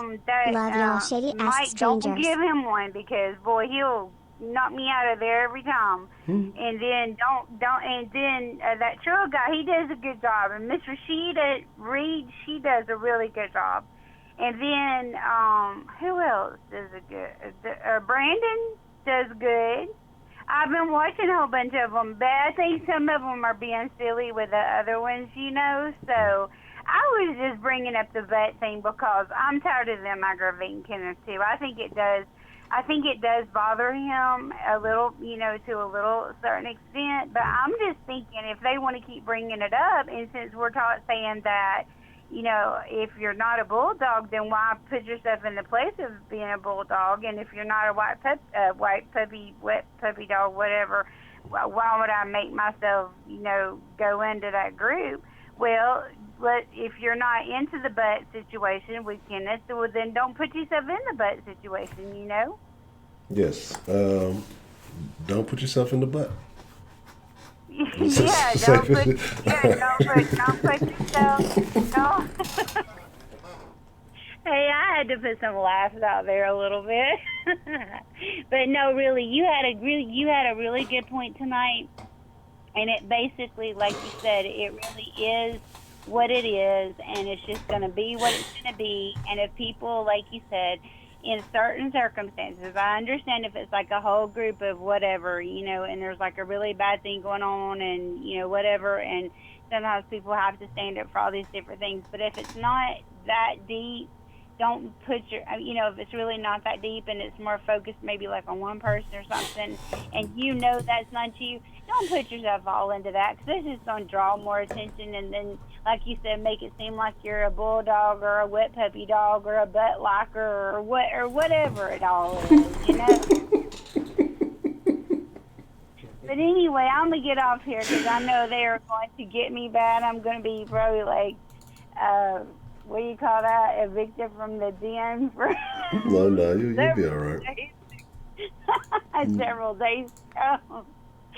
Okay, well, anyway, I just wanted to say that because, like, I really think that you're Joshua right. Lamel donated $2 through Super Chat. I think you have some very valid points when you came 100, in. 100, I think that 100. This conversation you had tonight when you first came in, you were surreal. You was on that, like, shit on rice or something on rice or whatever they call that thing. But anyway, you were on it, Honcho. You had it going on. Well, yeah. I thank you, Miss Misty. All right. Well, we'll talk with you later. All right. You have a good evening. Yeah, okay. Bye-bye. All right. Bulldogs and butt sex. Welcome to the den, everybody. What's the motherfucking deal? Who do we have calling into the den this evening? It's legendary, epic backbreaker from New York. And that is the timing of this call was epic. Raven Brandon at 335 asked, "Where is New York Jonathan at?" And the call is the timing is epic. See, 335, y'all gotta watch 335. He got some other stuff going on, man. In the butt. Smiley face. Smiley face. Man, Smiley face. so how you been, man? You been blowing backs out all over New York, or what's been going on, man?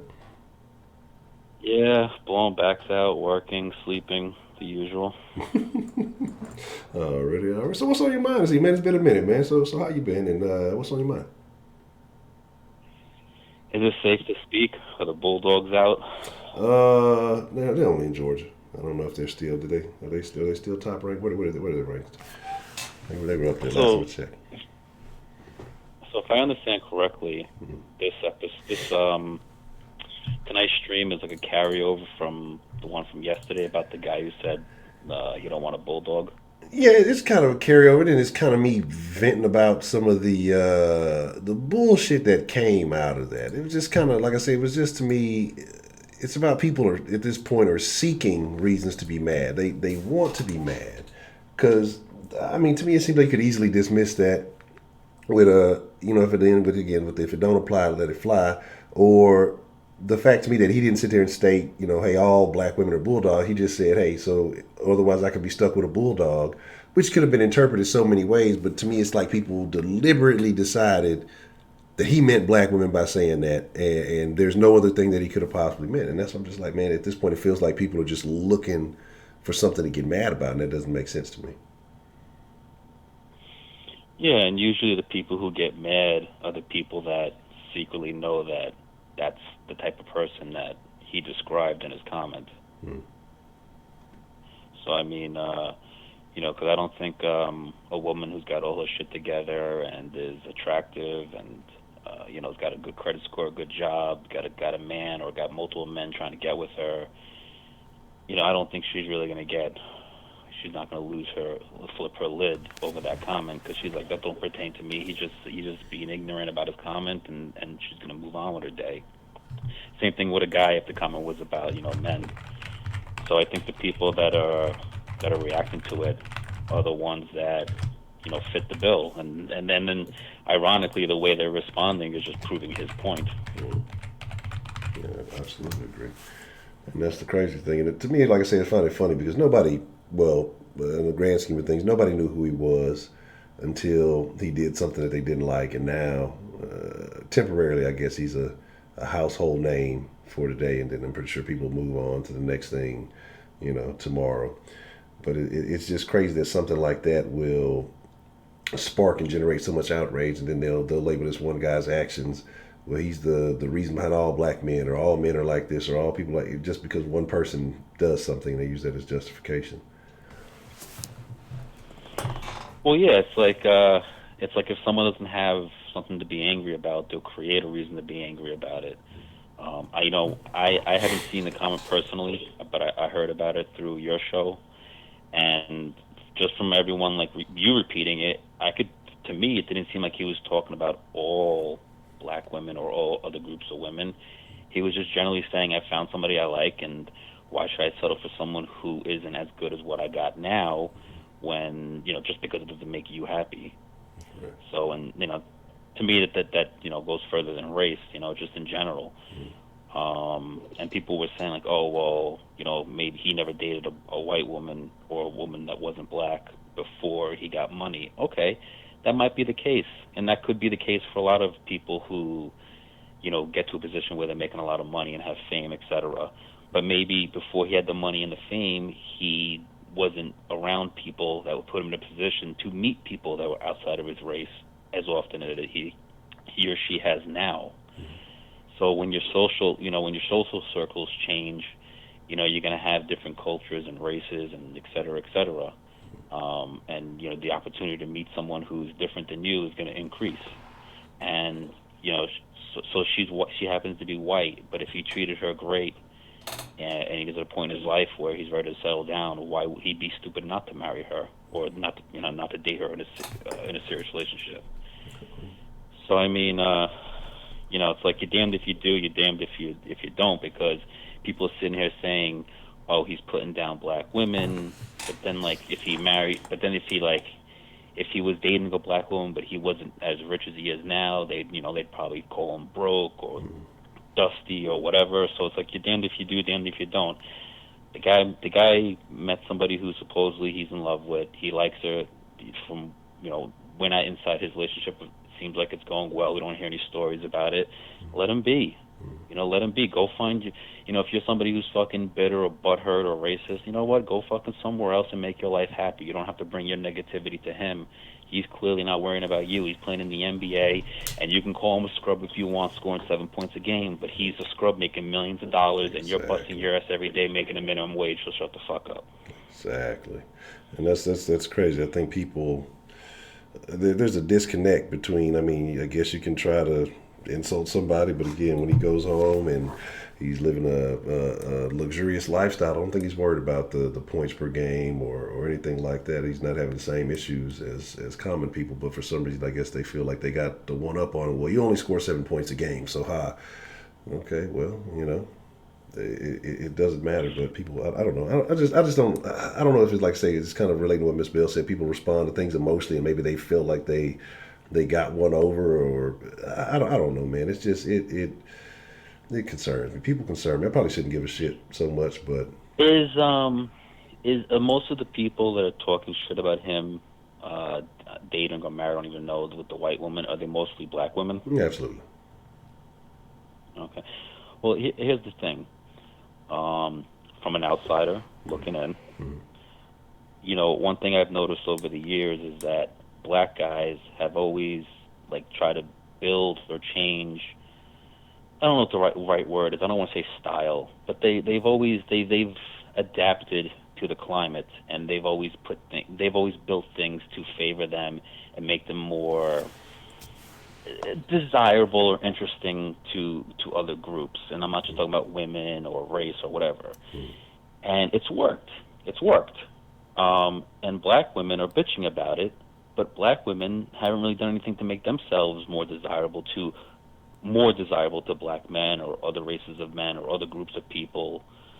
So it's like, why are they complaining? Black guys put in work and the fruit of their labors is paying off.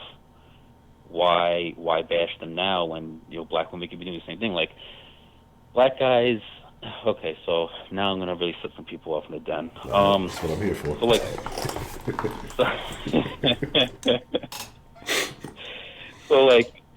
So I feel like black guys over I'm 40, so I can really speak only on what I've lived through and a little bit of history that I've learned previous to before I was born.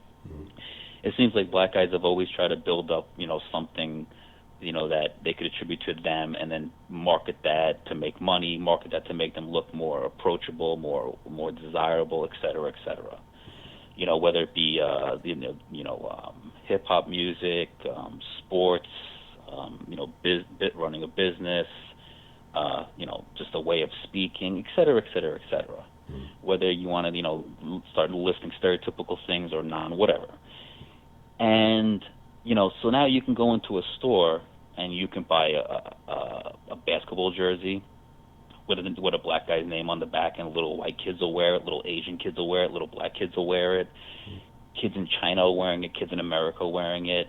You could, look at any race of people, man, woman, white, black, brown, yellow, whatever, and they're playing music from a rap artist out of their car, out of their house. I'm in my 40s, so people my age have kids, so there's parents listening to Biggie Smalls to this day. The slang words, vernacular, whatever. These are all things that black men have built up, whether with the help of whoever else, they've built it up. And you have kids from all races and all genders and all nationalities, cultures, and religions, in a way, kind of like, I don't want to say idolizing, but following that, and that's something that black people did, and makes black men look better. all black women really haven't done anything. You know, in my opinion, in America, all black women have done is try to look like Kim Kardashian. So then they want to turn around and yell at a black man for getting with a white woman when it's a small percentage of black men that get with white women to begin with. But then they get with one, and then they want to yell at them. And it's just like, first of all, the reason why you're yelling at him is because you don't have a good black man at home, or you don't have a man of another race at home, or you ain't got a man, period. You know, so it's like, that's my opinion. It's just like, the people who talk like that are the people that are bitter, negative, racist, ain't got shit going on for them. So they, instead of building themselves up to get to his level, they try to bring him down to their level. So the bottom line is, black women and women in general can talk shit, and sometimes they're right. Just like when men talk shit about women, sometimes we're right. But the reality is, when you sit here and you chastise the man because his spouse is white, you are a racist, you're a bigot, you're ignorant, you are, and especially if you're black and doing that shit, because if you're white, you're all the things I mentioned, but if you're black and you do that shit, you are now a black person's oppressor, because you're telling a black man how you should think and what you should do, what freedoms you should have. You know what I mean? So, I mean, back in the day, the biggest slave owners were black women, and the most vicious ones were black women. You can look it up; those are facts. Trial wrench for Joshua. So, you know, and so the bottom line is, I think people really, because I listened to the last night's show today. I missed it, and I listened to it today, all fucking 4 hours and 39 minutes. That's tough. So, you know, I listened to it, and, you know, a lot of, not all, but there was quite a few people who called in, maybe like three or four people who called in, and, like, they were just saying shit that if a white person said it, it would blatantly, immediately be called racist. I heard people saying bigoted things, racist things, ignorant things, and I'm just like, these are the people that have a problem with a black guy dating a white woman, or a black woman dating a white man, or whatever other mix you want to bring up. You know, it's just like, and then, you know, and we had a couple callers tonight call in saying, you know, something along the lines of black people should stick together, or I don't like when black people think like this, black people should think like that, more positive, blah, blah, blah. And I agree with all that. But where are they when people call in and say, oh, this stupid shit that's borderline racist, homophobic, sexist, bigoted, you know what I mean? Like, so it's just, I don't know, it's just, the whole thing, like, and then, like, you got a black woman like if a black woman's like, oh, they smell like wet dog, and I'm just like, listen to what you're saying, because you clearly don't know what a boomerang is, because every time you speak like that, you're hitting yourself in the face. I.e. Because you Jerry think Brown, you're putting you my down dog. another race of people or another race of woman to make yourself look better, and this goes for any race. I'm just picking on black people right now because I heard a black person say it. So the bottom line is, you're sitting here saying, oh, white women smell like a wet dog. Okay, but if you think black men are leaving you for white women, and a black man would rather be with a white woman who smells like a white dog, and when she cooks your chicken, it's going to be raw, what makes you think, what does that mean what you are? Like, if he's willing to leave you for that, how horrible are you? You know what I mean? It's just dumb. It's like, how are you going to sit here and talk about another race of women when you know you hate when people talk about your race, specifically, you know, your gender and your race, when you sew white people's hair into your head, when you don't wash your hair for 2 weeks or a month at a time, and then say, it's because I need more moisture in your hair. Well, no shit, you need more moisture in your hair. That doesn't defeat the fact that washing your hair once a month is extremely hygienic, and you probably stink, and that's why you have to wear all that fucking product in your hair over and over and over to cover up the stink, which is one of the reasons why black people get lice much less often than white people, because lice don't like the mineral oil products that's in a lot of black hair care products. But see, that's my point, the whole boomerang effect. And there was a lady, I think, who called in tonight. Her name was like Miss Mia's T-shirts and Designs, and she was saying the things about we should be more positive and we should this and that. And I agree with her. But there's too many people that call and say stupid shit. You know, and it's just like, you know what's weird is I don't really see this kind of hate when I see a white man on, like, Twitter or something like that showcasing his new black girlfriend, like, oh, we're in love, this is my new girlfriend. I don't see that. Where are the white women and the black women and the white racists and the black racists? Where are they when that shit happens?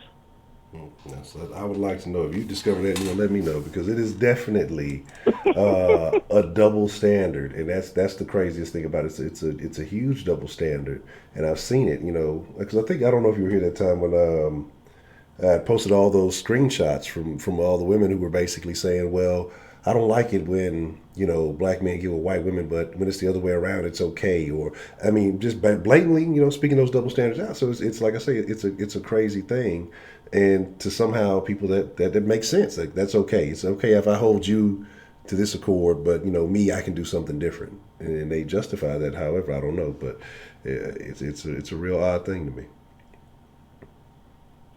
Yeah, and another thing, I called in a few weeks ago, and I wanted to say that Shannon was writing some comments in the chat room. Mm-hmm. And I was answering her questions, but it sounded like I was like coming at her, and I wasn't.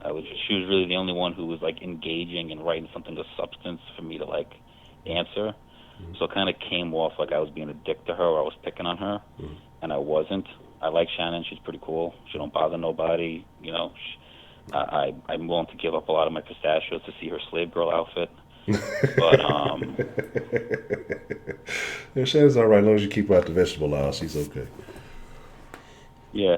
So I wanted to know if I can transfer some of my pistachios over to Shannon as a peace offering. Yeah, I got you. We can make that happen. How many? Is there anything else you want?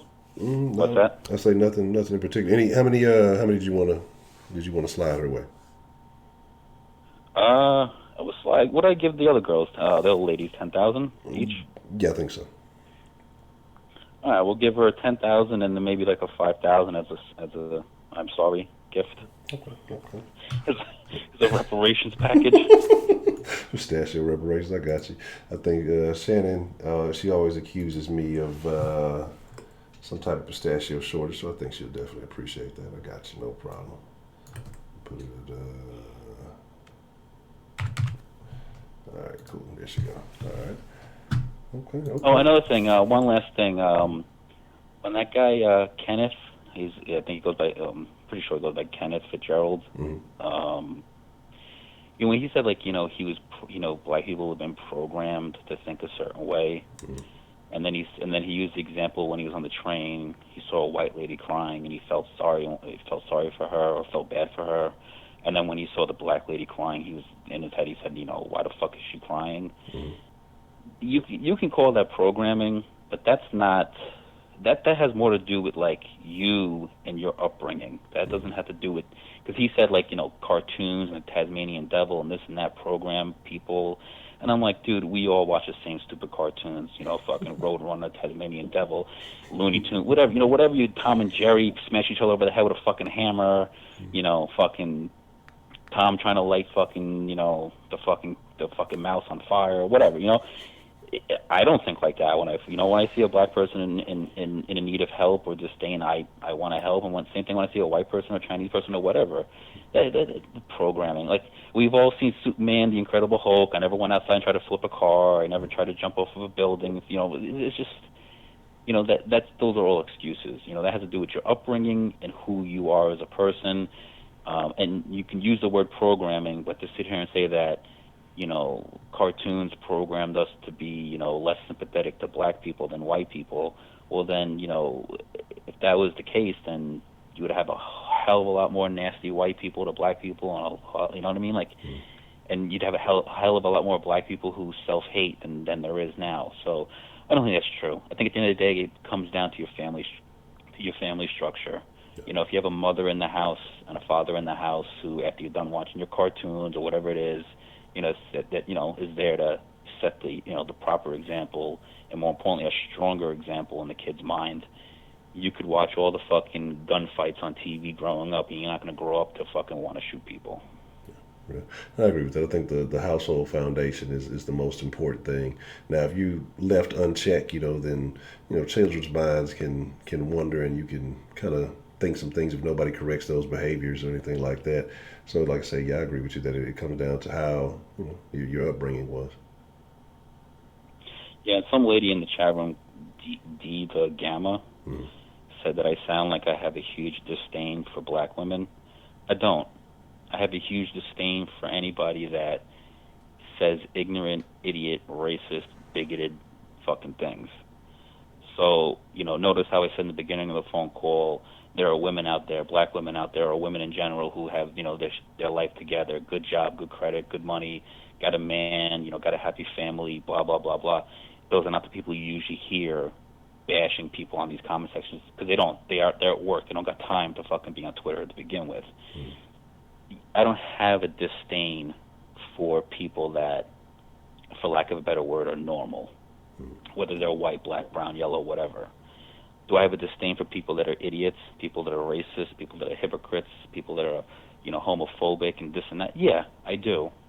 So, just don't say I have a disdain for all black women. I don't. I have disdain for a certain type of black woman, just like I have disdain for a certain type of white woman, a certain type of Chinese woman, and so on and so on. So, just wanted to make that clear because it's like whenever I feel like whenever somebody calls in and disagrees with somebody, it's automatically like, they're Hitler and I'm Hitler and they're some kind of fucking, Jesus figure. You know what I mean? But, listen, I'm gonna get off the phone because Mr. Dreamer Locan wants to fucking holler at Misty. Wants to know what fucking size drawers she wears. So I'm gonna get off this phone. But anyway, thanks for taking my phone call, and I just wanted to say I'm sorry to Shannon. I didn't. I don't know how she took it, but if it came off that way, I didn't mean for it to. I was just engaging in conversation. I was a little heated, and I definitely didn't mean to take it out on her if she felt that way. Okay, yeah, Shannon's pretty cool, but I think she said she didn't take it personal. But man, John, And as always, it's good. And for clarification, one last thing. And for clarification, Shannon Jones is the black woman, and I don't have disdain for her, so that proves that theory wrong. Well, there you go. All right, man, John from New York, my favorite New Yorker, man. It's good to hear from you, man. All right, so thank you. Goodbye. You have a good evening. I'm telling y'all, I'm dead serious. John has changed my perspective on New Yorkers, so it's always good to hear from John. What's the motherfucking deal, man? Who do we have calling into the den this evening? Hey, man, it's Solis. Solis. What's going on, Solis? What's on your mind this evening, man? Nothing much, man. What's the topic for tonight, man? I'm thinking one thing, I'm coming into a whole different conversation. What were you thinking that it was? But what did you think the premise was? What did you think the topic was? Well, the self-inflicted suffering. So how did... Because this kind of seems like... Because I watched yesterday's stream earlier today with my girlfriend. She kind of got pissed that, like, she was saying a lot of counter stuff to where, like, she would be a good caller if she was to call in that day.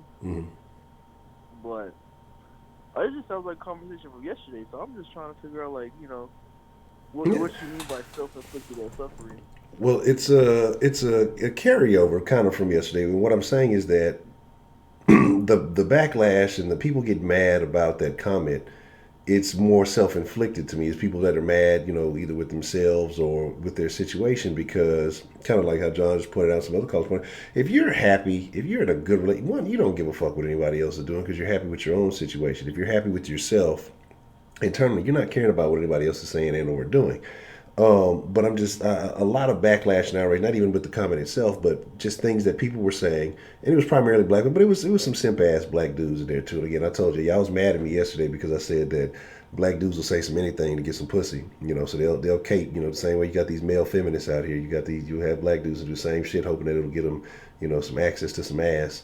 But basically, just saying that anybody who's getting mad about the bulldog thing, I think that's more personal, because to me it would be different if he said, I don't date them fucking bulldogs anymore, or all black. If he came out and said that all black, but because he said this, the phrase he said was basically, so because I leveled up, or I'm not paraphrasing, and I'm not dating, or if I'm not dating a bulldog, blah blah blah.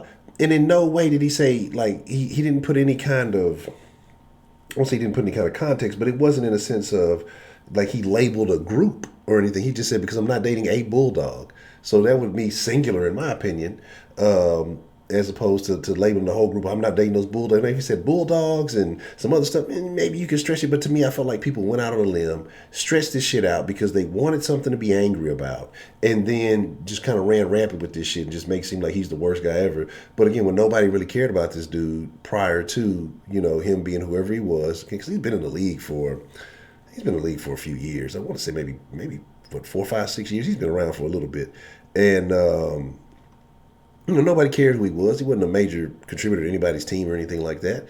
And now he marries a white chick, and now everybody's mad about it because they feel some eligible bachelor has been taken off the market with money. But yeah, none of y'all was fucking with that dude anyway. You know what I'm saying? So that's my deal. You know what I'm saying? I mean, congrats to him. He got him a snow bunny. I mean, shit. Yeah. So that's all my deal. Mark, if you don't stop goddamn timing people out. Well, shit, man. I don't know. I have a cousin, right? He's on the white side of my family. He's dating a black girl, but the black girl's mom doesn't like him dating her. But she's got an older son, right? That's married to a white lady, but she's fine with that. But she has said because that's like a trophy right there. Mm-hmm. So I asked my girl for this. So is that true? Like, you know, some people, you know, see that as a trophy. She said, yeah. Some people do, for whatever reason. Obviously, they would think of, like, you know, a white woman as a trophy for a black man or whatever to get. I'm like, oh, okay. That was due to me. I never really knew that shit, so I was like, okay. And that's I think it's a preference person, or so, you know how the last dude said, like, that's how you grow up. You know, you grow up and mold into that. You know, I don't think you know. Like I said, that's just personal self-worth and how you view yourself compared to something else. You know what I'm saying? That's why I say to find the trophy to be a weird term, but that's because you feel the trophy like, oh, I found something better than me. That's kind of a trophy is a signal of your greatest accomplishments. It shows that, you know, you overcame everything else, and so it's something that you hold in high value. Trophies are weird. I mean, again, some people see it like that. Some people see it as I made it, I've crossed that bridge, or I got something gold. Like, yeah, and I'm not gonna sit here and deny it. Yes, there are some people who feel that way. Appreciate the love to Eastside Hero. There are some people, black dudes too, so I'm not going to sit here and dismiss saying that, oh, no black guy feels that way. There are some black dudes out there that feel like, hey, you know, I crossed that bridge and I got me a white girl, I done came up, and, you know, they changed their whole demeanor, behavior, and everything. I don't know about P-Pat. I don't know that he's doing that. But for the majority, I mean, they're not. It's not the case. For one, it's not the majority of dudes dating white chicks. And then two, the ones that are, not all of them are flipping the script. And some of them are dating some of these ghetto-ass white chicks. So it's like, they might as well be dating black chicks anyway, because they dating the ghetto white chicks. So it's like, you know, my thing is just the way that we get mad about everything. It's crazy, and I think it's unnecessary, and it's a lot of unnecessary shit going on. But some people feel like, yeah, I came up, I got me a white girl, and I feel like I got a trophy. Some people do feel that way. Well, I ain't gonna lie, man. Somebody, like, I be seeing some dudes, you know, I'm in an interracial relationship, and I'm mixed myself, so I just be walking around. We see some dudes with some ugly ass white girls. I don't really like white girls. You know, my mama's white. I love my mama, but, you know, I'm just not attracted to white females like that. And so, but they be like I could, like, no, on no gay shit, man. I really, like, bro, you could do better than that, man. You know, instead of just getting, like, this ugly looking face white girl with, you know, fucking Snow Music donated $2 through Super Chat. Damn it, Honcho item and his ranch be taken. Come on, you gotta have some standards. Okay. No, that's just me, though. I don't like ugly people. Ugly people got feelings too, man. But yeah, I mean, but again, everybody's entitled to their preferences. Whatever you like, man. If you like it, I love it. You know. And like I say, because the majority of the majority of people we get mad about, who get mad about, look, people will probably get mad. Most of the people probably already have limited options anyway, and they just need something else to be mad about. See, that's the one I would have had if yeah, if I wasn't, never mind. It's like, and that's just really what it is. Because people who have options and people who, you know, are in places who, encounter varieties of people, they're not worried about this kind of thing. Again, it's the people, like I say, who are, I feel like, are lacking or missed the opportunity, or maybe regret something in their past, whatever it may be. But I don't get it, man. Like I say, to me, it's a frustrating feeling because I was upset that, like I say, relatively an unknown dude for the most part. I knew him because he used to play for the Rockets. Outside of that, I probably would have known who the fuck he was. He's irrelevant, and it's just that shit blew up. Like, come on, man, who gives a fuck? But it is what it is, man. Yeah, right. I mean, like, who should it really matter though? I mean, yeah, I can understand people gonna get offended or whatever, but at the end of the day, it doesn't really affect you. Mm-hmm. You know, I mean, if it's not affecting your real life and what's going on in your life, I mean, what should it matter? I agree. You know? That's the same way I feel, man. It really shouldn't, but this shit started making articles and headlines and all across the internet. All these, Patrick Patterson says Smell Music black women are donated $2 bulldogs. through Super Chat. I'm trying to see how thick Misty is though. But Men that's the shrugging. thing, though. Like, he could say that, but then I could say, well, I don't think black women are bulldogs. I think they're beautiful or some shit like that, you know? And that's just a difference of opinion. Yeah, but guess what? If you say that, guess what? Nobody's going to care. Because when you're saying the good shit, nobody cares. People just need to feed off drama. If you came out and said black women are the most beautiful thing in the world to me, nobody would have gave a damn. Who this scrub ass nigga? He don't even score average 10 points in the league. He ain't even. They probably cap on him for that and still wouldn't show him any love. But because he said something that they don't like, now it's World War III. And that's the thing. Is just with some people, man, there's no pleasing them. They'll never be satisfied. They'll never be happy, no matter what the fuck they say. So you think the media plays a certain part in pushing stories like that just to make people divided? Yeah. Man, people need to spread drama and gossip and perpetuate the bullshit to keep people outraged and unhappy. People wake up looking for something to be mad about. So if I can find something to give them to be mad about, they'll take that shit and run with it. Excuse me. Yeah, that's all it is. People just want to be mad, and that's what they look for. They wake up wanting to be mad. When did he say this though? Like the other day, a few days ago? What? When did he say it? Yesterday. I don't know. Again, it came up yesterday, but basically what I'm saying, it was an IG post. It ain't like he came out on a video or was doing no. Somebody came at him on his IG post, and so he responded, and then now it's news. That's what I'm saying. Like everything you do is crazy. You got to be cautious, or you just not got to not give a fuck. You know what I'm saying? You just got to go. You just got to say, you know what? Don't double down on your shit, man. Don't apologize for nothing you say. If they misinterpreted, that's on them. Fuck it.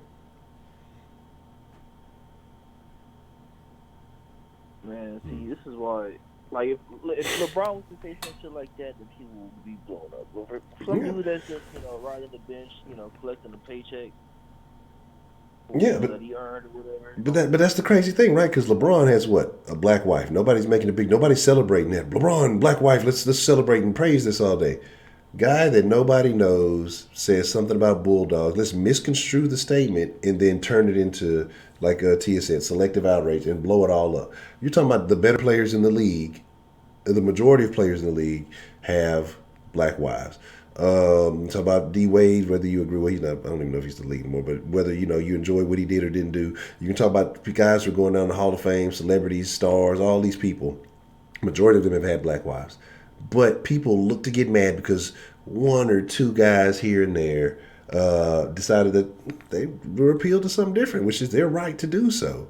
Now, well, if you didn't have money, you would. Well, guess what? He does have money, so that's no longer part of the conversation. Well, you used to. Well, that's what they used to do. People fucking change. But again, people just look for something to get mad about when it doesn't really fucking matter. And that's the crazy thing to me. That's the fucking crazy thing to me, man. Yeah, women, this boy, kind of exactly. He had to open up all this Gucci back out the closet. How you gonna say you're gonna boycott something for 3 months? How do you put a time limit beforehand on a boycott? That's what I don't understand. Well, we're only gonna do it for 3 months, and then if it's a boycott, don't you boycott until the problem is resolved? Like, how do you go into a boycott with a time limit already on? That's the crazy shit. Anyway, that shit's not real, man. Yeah. We just wanna get hyped about some shit and not do it, Mm-hmm. world's changed. People just like to do shit for fun. There's nothing serious now, you know. I mean, you're not gonna have someone like really be serious about some shit now and expect people to follow through and go with the plan of what they're trying to push. You know, you're gonna have a bunch of trolls. You're gonna have people just to do it for fun and shit. I mean, it's just a little game now, man. It ain't nothing serious. It's too much playfulness now. Correct. Already. Oh, my shit is all kind of craziness. Okay, I don't know. Is there anything else that's on your mind there, Solis? Nah, man, I mean, shit. You like the snow bunny? Let him have the snow bunny. Yeah. That's my thing. Lady T's t-shirts and designs donated $5 through Super Chat. They don't celebrate the positive because negative make people not work on their situation. Take one of these black females off the street that's in desperate need of wanting someone or whatever, you know? Or whatever bullshit. Not really got on me. I think it's just people being stupid. Yeah, I agree. And that's just really what it is. People got real problems, but they rather use these things as distractions to avoid handling those real problems and, you know, blame the rest of the world for why everything is going wrong. But like I said, if you didn't know it, and he never said it, if that's even really how he thought, it wouldn't impact your life because he wasn't fucking with you in the first place. And if he never said it, it's not impact. Again, like I say, it's just people look for reasons to get upset and get, you know, what's the word? Panties in a bunch. That's what everybody was using the other day. Panties in a bunch over nothing, man. And we got to just stop the nonsense. We really just got to stop the fucking nonsense because it's pointless. It is, but I mean, that's just people's preference, though. But I, you know, personally, I could never understand why someone, you know, likes pale skin or whatever. You know, no texture to it, just looks like a little ghost. Go in the sun, it gets burnt. You know, that shit kind of weird. Like I say, everybody has their preferences. Cause I got some thoughts on some things that people may not be too keen, you know, myself. But again, everybody likes, you know, they like what they like. You like what you like whenever you know, whatever it is that did it for you. So, you know. Oh, and shout out to old dude who said that white people smell like dog or whatever because of something with their skin and the pigmentation or whatever with the pores. Mm-hmm. Shout out to that dude because like I learned something new that today, and so I really asked my girlfriend like, hey, so do I ever smell like wet dog to you? Because I'm half white, you know, so like I want to know. And she's like, no, you never smell like wet dog or white. So I explained it to her what happened. Like, so I looked at this video. This dude said like white people smell like wet dogs, so I'm half white. I'm like, do I smell like wet dog? She's like, no, you smell like a dude. I was like, okay, cool.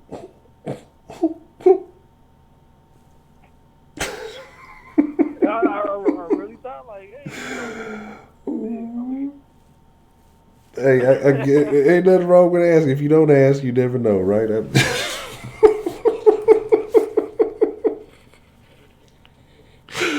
Oh my! Only in the den, man. Only in the den. This is why I fuck with y'all, man. You just, man. I'm telling y'all, from one call to the next, you never know what's gonna happen. That's fucking hilarious, though, man. I was like, come on, Honcho.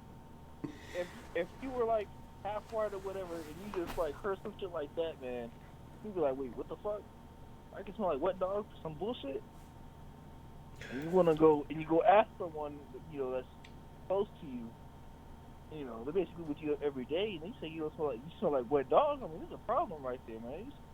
Gotta be some type of something I can put on my body, cause that shit doesn't smell good. No. Yes. Well, you know, I'm blessed with like that genetic part of me. You know, it's not in my blood or whatever. You know, it's not. I don't smell like wet dog. I'm happy. Yes, moist canine is not the smell you want to go for. You definitely want to avoid that whenever possible. I just think it's funny that you. I mean, but again, like I say, if you don't know, and if you inquire, I guess it's a good thing to ask. Like I say, I meant to look that up because I remember I think you said it was something about the sulfur or something like that in the skin. So I need to follow up on that. But Smell Music donated $2 through Super Chat. He be halfway smelling like a dog. Smiley face. Smiley face. Smiley face. Smiley face. Smiley face. I mean, you I would just be fucking around my family.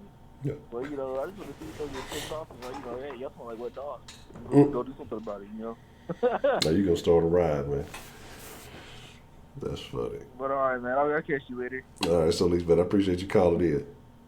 No problem, man. All right, you have a good one. You good. Man, it has been a very interesting evening. Appreciate the love, Lady T and Jamel. Man, it's some things I've been jotting that I've meant to speak on, but I'm gonna save these. Man, it's because it's I guess we'll keep this topic where it is. There's definitely some things we got to talk about for tomorrow. Because some interesting things that have been going on too, but we'll make tomorrow. Well, tomorrow's debate then, so make sure if y'all got some beef or something y'all need to settle for tomorrow, make sure y'all figure out who y'all calling out. It doesn't even seem like it's been a week. Last debate then it was, you know, Miss Sarah and Miss Angela had a conversation they had to hash out. Who else called that evening? I think somebody else called that evening. So we have a it'll be interesting. I don't know if anybody got any beef this week. You know what I'm saying? So it seems like it's been a relatively cool week. Prepaid. Yeah, prepaid. If you're still on hold, because for some reason it ain't never pop up. Usually it would pop up or whatever. And sometimes I don't know what happens with this thing dropping calls. Sometimes you got to hang up and call back because, like I say, ain't nothing even showing up on the dilly dally. But again, like I say, if you're on hold Smell right Music now, donated $2 through Super Chat. Prepaid gotta change his plan to stay on hold. Smiley face. we got a call coming in. This should be interesting. Let me take this. This will be a quick call. I already know, and then I'm gonna dial you up prepaid. What's the motherfucking deal? Who do we have calling into the den this evening? Hello, Honcho. This is Joe House 50 Mayo. What's going on, Joe House 50 man? Did you see the beef between Wink and me? I didn't know. I was not aware that there was some beef. I saw you might have been some Twitter back and forth, but I didn't look all the way into it. Yeah. Tell Wink that my dog Marshall is going to go to his house and steal his dinosaur chicken nuggets. You want to repeat that one more time? Tell Wink. Oh, that, I wonder if that is what it did. No, it's just tripping on me. Let me log back into the system. No, the system did not cut him off. I did hang up on him. But then it booted me out or whatever. So let me retool everything here. Let's do it like this.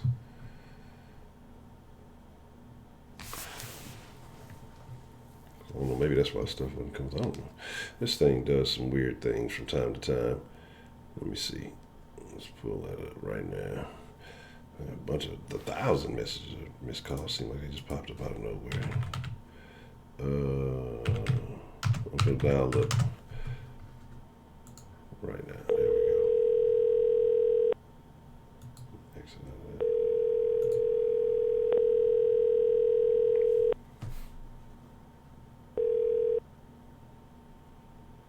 What's good, Honcho? Prepaid, what's the motherfucking deal, man? What's on your mind, man? How you feeling this evening? Well, I was in a good mood till the damn phone got me on hold for 2.5 damn hours. So now I'm in a shitty mood, but I was in a good mood. I'm actually here cooking now, trying to get some shit together for tomorrow, but let's dive into it. Honcho, man, look, I missed the topic yesterday. I'm pissed off because I wish I would have been there, but I had to go on at work. But nonetheless, whenever people start emailing you and telling you that you're a cis man, see, I just found out what the cis word means. This CIS. See, once they start saying that shit, you just gotta just ignore everything coming after that. Because it's gonna go to a place that, because I'm not a cis man, I'm a man. I don't even know what the fuck cis means. Yeah, them type of people have pronouns in their profiles, so. Yeah, so once you get to that, you already know what time it is. It's probably not gonna end out how you want it to, nonetheless. But let's get to it, bro. Look, man, ladies, until this news broke or what Patrick Patterson said, y'all didn't know who the fuck he was. If you had to Google who Patrick Patterson was, we shouldn't have to discuss what he said.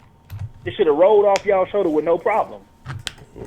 The problem is, and just like what you were saying earlier, Honcho, y'all are looking for a reason to be outraged.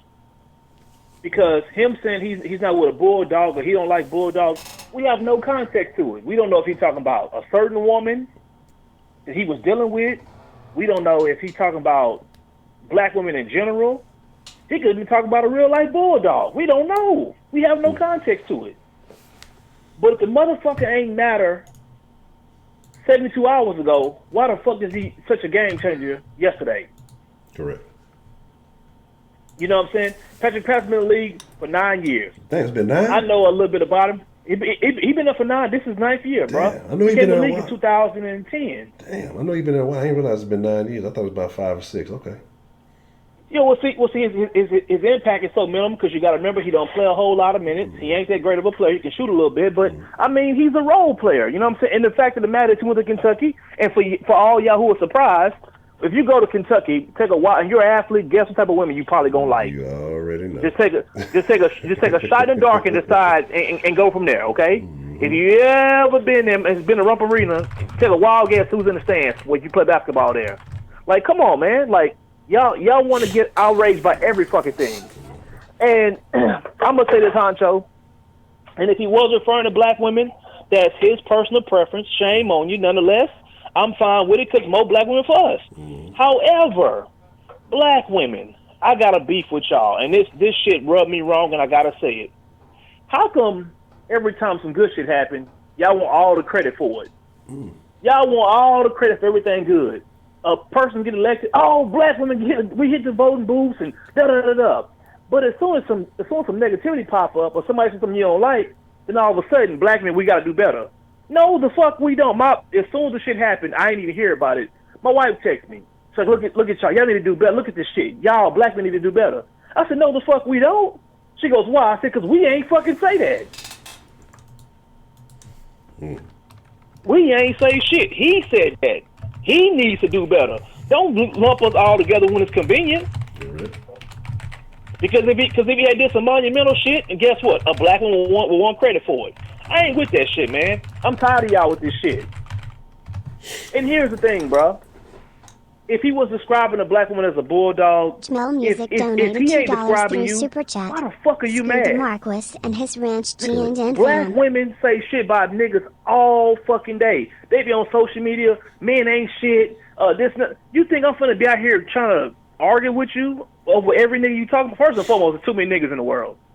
Second of all, if you ain't talking about me, why the fuck would I care? Correct. But they say a hit dog will holler, so is it true? Like, it may be some of the shit they saying does apply to y'all. Maybe that's why y'all so offended by every fucking thing. And New York John made a great point, and for a lot of you black people, y'all need to hear this shit. Y'all gotta stop coming out here with these racial slurs and shit when y'all are so fucking sensitive. You can't call a white person to make something like wet dog, and they make one comment to you, and then you looking for their IP address to get them fired from their job. Y'all gotta stop this shit. If you know you ain't built for that battle, leave people alone. Correct. It's that simple. If you one of them emotional people, stay out of that shit. Leave it to the niggas like me who don't give a fuck. If the idea of a white person calling you a nigger, ER, and you might go out and cry in the car, leave them people alone. You don't need to drop no white jokes, none. Leave that alone. Leave them people alone, because you ain't built for that. You need to be polite. Correct. Be nice to everybody, get along with everybody, because you ain't built for no type of wars. We knew you were sensitive before you made the fucking joke. Now, I'm trying to say this. I realized today, so much of the media has been talked about when it comes to Jeff Bezos' money. And I get it. Jeff Bezos is I don't know how to even call him. He's the face of capitalism for some reason. I don't know how this happened. But see, when we were growing up, Bill Gates was the richest man in the world. Yes. I never once thought about what Bill Gates spent his money on or how he spent his money. I just know Bill Gates was a billionaire and he had a whole bunch of money. But for some odd reason now, I don't know if they millennial, Generation X, I couldn't tell you the age group. They are so invested into Jeff Bezos' money, his company, and I have no idea why. Well, an article was posted on the Wall Street Journal that Jeff Bezos donated $98 million, $98.5 million. Are you familiar with that? Yes. Okay. Someone did the math and said that ain't shit. That would be like if you made $50,000 a year and you donated $45 to the homeless people. So when I read it, one of my friends asked me about it. He goes, "Man, I just think that Jeff Bezos is getting over, bro, because you know what I'm saying? That's $45. He pretty much donated $45. I said, you know what's wild about that? I told my homeboy Tim, I said, Tim, I've been knowing you for 28 years. We've been going to school since we was in elementary grade school. I said, I ain't never seen you donate $45 to the homeless ever. Correct. He goes, well, I probably did give it to him. I said, so tell me this. If you can get a tax break right now, I want you to go outside and see a homeless person, give them $45. Would you do it? Well, of course I would. I said, horse shit. You would never give a homeless person $45 in one increment. So how dare you badmouth Jeff Bezos for giving $98 million in one increment? Wow. How is that possible? This is where we are as a people, Honcho. We have a problem with other success and other people's wealth because the fact of the matter is we don't want to gain the wealth. We just don't want them to have it. And the funny thing about we don't. Yeah. Well, so the funny thing about it, they bad mouthing Jeff Bezos while they waiting on the Amazon Prime packages at the same time. Yeah, and that's the wild part. They literally will talk bad about Jeff Bezos, then check the tracking on 6 packages from Amazon Prime. I'm like, y'all are the most contradiction motherfuckers of all time. But see, here's the thing. It's not about Jeff Bezos' wealth, and it just hit me today. It's not about that. It's not about charitable contributions, none of that shit. It's the fact that they feel like Jeff Bezos shouldn't have it since they don't have it. Correct. Which is the wildest thing I've ever heard. Because the fact of the matter is the same way he became a billionaire, you can become a billionaire if it's what your heart desires. Yes. If you're willing to sacrifice everything to become a billionaire, you can do it. I promise you can. But that's where we are as a people. We don't want that anymore. We simply don't. We just don't want Jeff Bezos to have it. Correct. We just feel like he shouldn't have $1 billion. I don't know where this thinking came from or where this logic came from, but this is where we are now. I think it is that it's that damn millennial mindset, man. Like, and it's crazy because I was looking at some other things. Like I said, I don't know if you saw the thing where they were talking about the millennials are getting anxiety from Secret Santas. They want to cancel Secret Santa because they get anxiety, not knowing what they're going to get or what they got to give. I'm like, this is how soft the world has gotten. We mad because people got money, but you want to use all the stuff. You mad because, what's his name had all the money, but you use it. Everybody got Apple. Everybody wanted you running and standing in line when Apple drop a new phone every 3 days. You mad at Bill Gates because he got money, but everything you type in is on a fucking Windows computer. It's like, come on, like, do you not see how this works? Is if somebody provides a service to millions, if not billions of people, and they get paid for that particular service, they make money. They deserve it. They're helping people. They're benefiting people's lives in a way. And so people pay for these services or whatever it is. And guess what? That money goes back to the person who made it. It's the same thing with some people I've seen with some of these jobs and stuff. And they go and they're like, well, the owner's making all this money and, we're only getting a piece of the pie. Well, the owner took the fucking risk. The owner had this place here 50, 60 years before you were either born or before you ever applied, or you feel like you deserve the same cut as him. If everything goes out, he's responsible for all these jobs or whatever else is going on. So the responsibility, that factor is much higher. But you feel like you deserve the same shit as him because you're just there, because you exist. And that's the mentality that a lot of these, especially this younger generation, well, it's not fair because, man, look, create you something then. You know what I'm saying? But then they're going to probably talk about anxiety from the burden of having to do all that. Right now, it's easier to do anything in the world. It's easier to connect to anybody in the world. You can get anything you want from wherever, easier than it's ever been. But yet, it's like people are making it more difficult. It's the mental aspect of it that people make it more difficult now to do this. I mean, you get money from anything almost nowadays, especially if you've grown up in this digital age. I mean, if you're born in it, it's second nature. People are killing it, but these people, it's too much anxiety, too much stress. People shouldn't have it. Like, get the fuck out of here. I saw an argument where people were talking about yacht makers, and they were complaining about, what were they saying about? They were talking about, well, it's only the these yacht, they're making, millions of dollars while the employees, they're suffering, and it's not fair and all. It's like these yachts, who's making them? I mean, these people are probably making decent money to be, for yacht repair or whatever. It's not like just the yacht just disappears. Like there's lots of smaller businesses or smaller careers that go into these things. Yacht is a big deal. They were talking about, I think, the $100 million. I forgot who it was. And it's just these things. People are upset that people have shit that they don't have. Like you said earlier, that's where we are right now.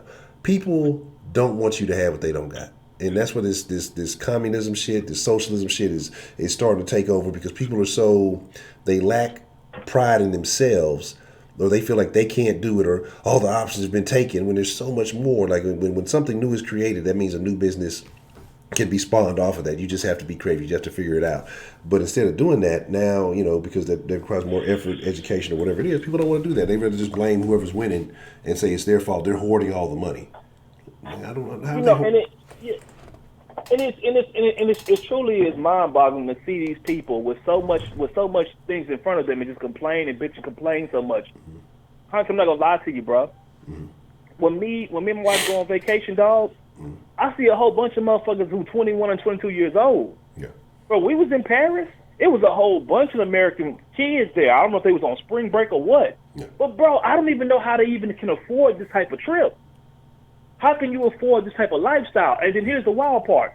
How are you taking off all your days at work? How are you using all your PTO days to go to a trip like Paris for 2 weeks and then come back to America and tweet all day about how life ain't fair? Mm-hmm. And how, oh my God, if I get sick tomorrow, I'm dead. Well, yeah, bitch, you're supposed to die because you use 14 PTO days to go on vacation. Y'all are going on vacations that successful people haven't even fathomed of going to. Y'all want to spend all your money. Y'all want to do everything now and make it like y'all multi-millionaires. Y'all, where y'all going to go when y'all turn 60? Y'all done been every fucking where.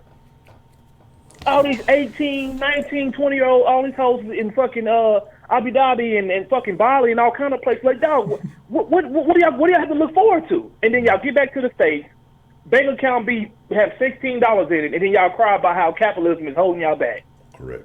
Crazy. Bro, I read an article today, and it blew my mind, Honcho. I could not believe what I was reading. They had an article, and they blamed people going to Friendsgiving instead of Thanksgiving on capitalism. Their students don't have the money to go home for Thanksgiving, so it's because of capitalism. No, bitch. Y'all not going home because you just went on a trip to Paris. Of course you don't have money to go home for Thanksgiving. Here's a harsh reality. A lot of these families, they never got along with their family anyway. Correct. That's why they're doing Friendsgiving and not going home. A lot of these kids have finals when they come back. That's why they're not going home. A lot of these kids, parents can't cook that fucking good. Might as well go to Friendsgiving. Dog, it is what it is. But instead of us putting the real reason out there, you know what they said? It's because of capitalism. Yeah. Y'all gonna blame everything on capitalism. And this is the wild part. I know they taught y'all between capitalism and socialism and communism when y'all were in school, in high school. I know they taught it to you. They had to. It was in the curriculum.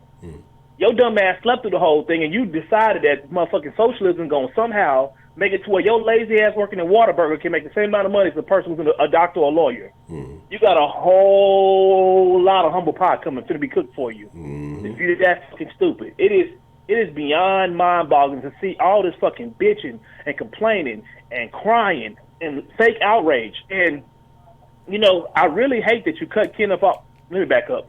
Misty, I don't know what it is you have with me, baby. Listen, baby girl, because you mention my name on every call, and I don't know what it is.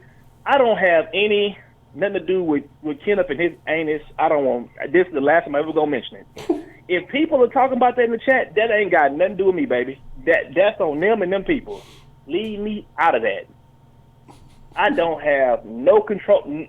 Let them people enjoy themselves. If they talking about booty holes and all that, man, let them people have that. I'm not into that shit. I'm actually a germaphobe. So if you you're moving forward, you can just leave me out of all that type of shit. That's men ass, women ass. I don't want to do with nobody booty hole. Period. Now, Kenneth was hitting a lot of great points, and I wish that, we didn't have the 10-minute rule tonight because he was really on fire. But Kenneth, I got a question for you, and you can answer this tomorrow because I know you probably not in the check. I know shit happened when you got blocked or whatever. But fam, when you mention stuff like slavery, and you talk about, well, we wasn't able, we was fed chitlins, we was giving us the scraps or whatever the case may be. My question is, why the fuck are we still eating it? When you talk about we weren't allowed to have health insurance and life insurance, okay, I get it. Then why the fuck do we keep dying and have to get a GoFundMe to bury our loved ones? Why the fuck do we keep getting sick and not being able to go to the hospital of our choice? They don't have insurance for white people and then insurance for black people. It's all the same insurance. If you got the money, come get it. If the effects of slavery was so deep seated, and we got fucked so bad, and we know now that basically the color of our skin is not the reason why we're not getting loans and small business loans, stuff like that, then why is our credit so fucked up? Why are we not focused on this stuff? So this is the reason why I get lost in this whole conversation of, the long-term effects of slavery, because shit don't make any sense to me. Why the fuck are you still eating pig scraps? Now, for those of y'all who like chitlins, that's fine. Enjoy your pig intestines. Eat all the motherfuckers you want to. I just want to know the symbolism behind it and why we still eating that shit. Why we haven't moved past it. Why we haven't moved past the fact of not having insurance. Why we haven't moved past the fact of everything that we was once denied. Why are we not fighting for these things now? It was once a time where we couldn't have the right to bear arms. That the Constitution didn't apply to us. Why the fuck are all you niggas out here living don't have the right to bear arms? Where's your guns at? Where's your guns? What? I just don't get it. So maybe if someone who understands slavery, and if you can call in or whatever and clarify that for me, because I don't get it. Because I don't believe in none of that shit. I don't believe none of that bullshit about this effect. Because I'm telling you the reason why. The one thing I know about slavery is there was once a lot of slaves. They worked from sun to sundown. They got their ass beat. Okay. If we are ADOS, the African descendants of slavery, okay, if that's true, and all this shit was passed down to us, Honcho, you know what I'm finna say? Why the fuck are we so goddamn lazy then? Why we don't fucking work? Why we so goddamn prideful? You used to be able to get your ass getting lashes for picking cotton, but now you niggas got all this opportunity and still won't work? How the fuck does this work? Niggas will not get jobs. I mean, I have never passed by McDonald's that don't have a hiring sign. You ever went to a Waffle House and they didn't say they wasn't hiring? Like, oh, so this location ain't hiring? Well, of course we're hiring. We literally have all people who live in the halfway house working here. Everybody in Waffle House got a neck tat. That is fucking true. Waffle House, listen. Waffle House is known for two things. Well, I'll say three, okay? Great food, neck tattoos, always hiring. You're going to see that at every last Waffle House. That's just how this shit works. So if we are the descendants of slaves, then why the fuck that didn't get passed down? How did the most intricate part of slavery, like the number one thing you need to be a slave is like work hard. So how can we didn't inherit none of that shit? So somebody's lying here. Either slavery didn't go down the way it said it, or we didn't get the long-term effects of slavery the way y'all said we did. Somebody lied. And Kenneth, I need you to call back tomorrow and clarify some shit, because I just don't know, bro. I don't understand this shit. When we talk about the long-term effects in the black community of babies having babies, why the fuck are we still seeing 35 and 33 and 34-year-old grandmothers? I don't get it. I personally don't get it. I don't have any rationale to it. Now, Kenneth, you made a great point about us coming together and getting a candidate, and that's who y'all going to, now I said y'all, because not me, because I know who I'm voting for, and y'all coming together and doing all that, right? That sounds awesome. That's a great idea. The problem is, Kenneth, y'all as in the black people in the community, Democrats, y'all don't hold none of these candidates' feet to the fire. They come to y'all cities, they go to y'all black church, they get y'all excited and tell y'all a whole bunch of fire shit, and then they leave. I'm going to tell you what they're going to do. They show up to y'all, the biggest black church in y'all city. Do you get upset that Anthony Johnson was the first slave owner that brought we here black for the black people to the people. Americas? It's going to be lit. It's going to be lit. And y'all going to all say, oh, man. They invite you to the cookout. And 5 minutes later, they jump in the plane, take them little talking points, throw all that shit in the trash can. We ain't fucking with them niggas. Never going back over there. And y'all don't say nothing. Y'all run out there and y'all vote anyway. So if y'all are serious about getting together and holding the candidate's feet to the fire, I'm all for it. I'm all for it. The problem is the candidates who's reaching out to y'all and trying to do shit for y'all community, y'all don't want to do with him because y'all say he racist. Correct. The person who's creating opportunity zones, y'all say y'all don't believe in that because they say that he's racist. The person who's giving to y'all black colleges who need that funding, y'all say he racist. The person who's telling you that that this country was built on y'all back, the first president to ever say that shit, y'all said he was racist. So I don't really know what to do with this at this point. You know what's super funny though? That I found extremely humorous, right? Because you had hit me a while back about the Biden crime bill and that he put out, what was that, 94? So I went back and looking at some other stuff. So he also had some things that he dropped in 88, 86, and 84. So he had been doing it for a while, all things that had, impacts on the federal level as far as, black incarceration. And in 89, I believe he gave a speech, or it was something else that he co-signed. And we know 94 was the Clinton deal. Man, two of the biggest rappers in the game, or at least former rappers, have co-signed with old Joe Biden. Have you seen that recently? T.I. and Jeezy? Are you referring to Young Jeezy? Yes. And Clifford Harris? Yes. He used to hide the yams in my auntie's house. Wow. I tell you what. I used to turn on kitchen lights, cockroaches everywhere. Yes. Now, turn on kitchen lights is marble flows everywhere. Yes. And that is the exact reason why that motherfucker should not be the voice of y'all. Because if he had any if you are a black elite and you had any type of compassion for your people, there ain't no way you backing Joe Biden. Correct. Joe Biden created the war on drugs crime bill, and he also created the super predator legislation. When you have those two things and what they've done to our country, no one should even be entertaining the idea of Joe Biden campaigning. That just comes to show you who the Democratic Party really is. Yes. How can y'all be so motherfucking wokey wokes and y'all got Michael Bloomberg up here campaigning? I don't have no respect for y'all. Y'all don't stand for nothing. How can you talk all this shit about Donald Trump and how he's a liar, he's no good, and y'all let Elizabeth Warren tell y'all to y'all face the other day that she sent her kids to public school? You know Elizabeth Warren kids is in private school, and y'all let the shit ride. Come on, man. Stop this shit. It's craziness. Elizabeth Warren kids went to public school first, and they left it. She pulled them out that shit fast as fuck, and sent their ass right to private school. I don't know if you've seen when she went and she was at her little rally, and this black woman was dead on her ass. Black woman said, "Look, man, we tired of this shit. We tired of y'all coming out here when y'all want our votes and y'all leaving, and we won't hear from y'all again. We want the opportunity to send our kids what we want to send our kids. We want our kids to go to school there because our kids need opportunity." The black lady was like, "No. We are poor, but we still care about our children. Why are y'all so against us being able to send our kids to whatever school of our choice?" And she's freezing up, and we're gonna give you guys opportunity. If you vote for me, I have so many. Listen, bitch, we don't care about them playing. We want the opportunity to send our kids. We want to send our kids. If our kids seen better opportunities, maybe they would think a different way. You know what I'm saying? She ain't want no parts of that. And then she had the audacity to lie and say that she sent her kids went to public school. Stop this, Elizabeth Warren. You're pathetic. They're dragging up stuff about Pete. I don't know how to say his name. The fag. Booty gig. Peter. Booty who? Booty gig. That's what I'm thinking. Booty judge. gauge. Booty judge. Booty gauge. Booty gauge. Booty gauge. Okay.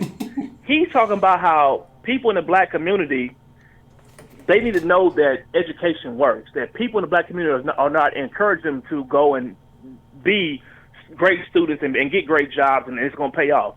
See, that's how y'all got to start listening to these motherfucking white liberals. Anybody who from the hood gonna tell you, growing up, everybody in the hood encouraged us to go to school.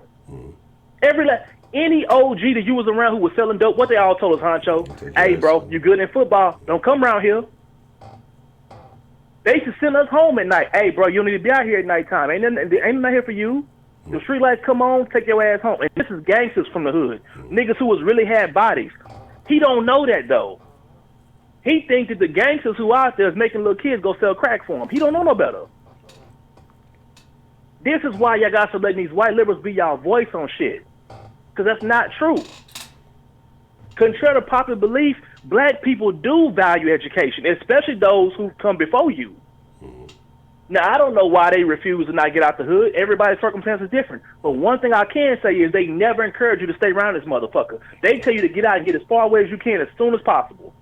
If I'm lying, I'm flying, Honcho. They just cut my wings off. That's true. This is the problem with shit. This is the problem with shit because y'all let these people get up here and they speaking for y'all, and that's not true.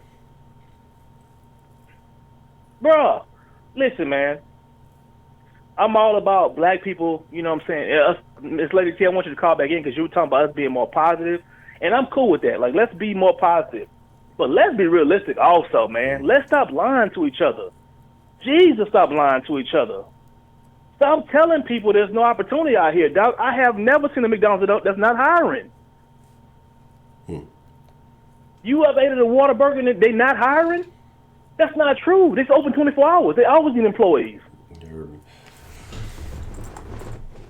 It's just not true, man. And we got to get away from that shit.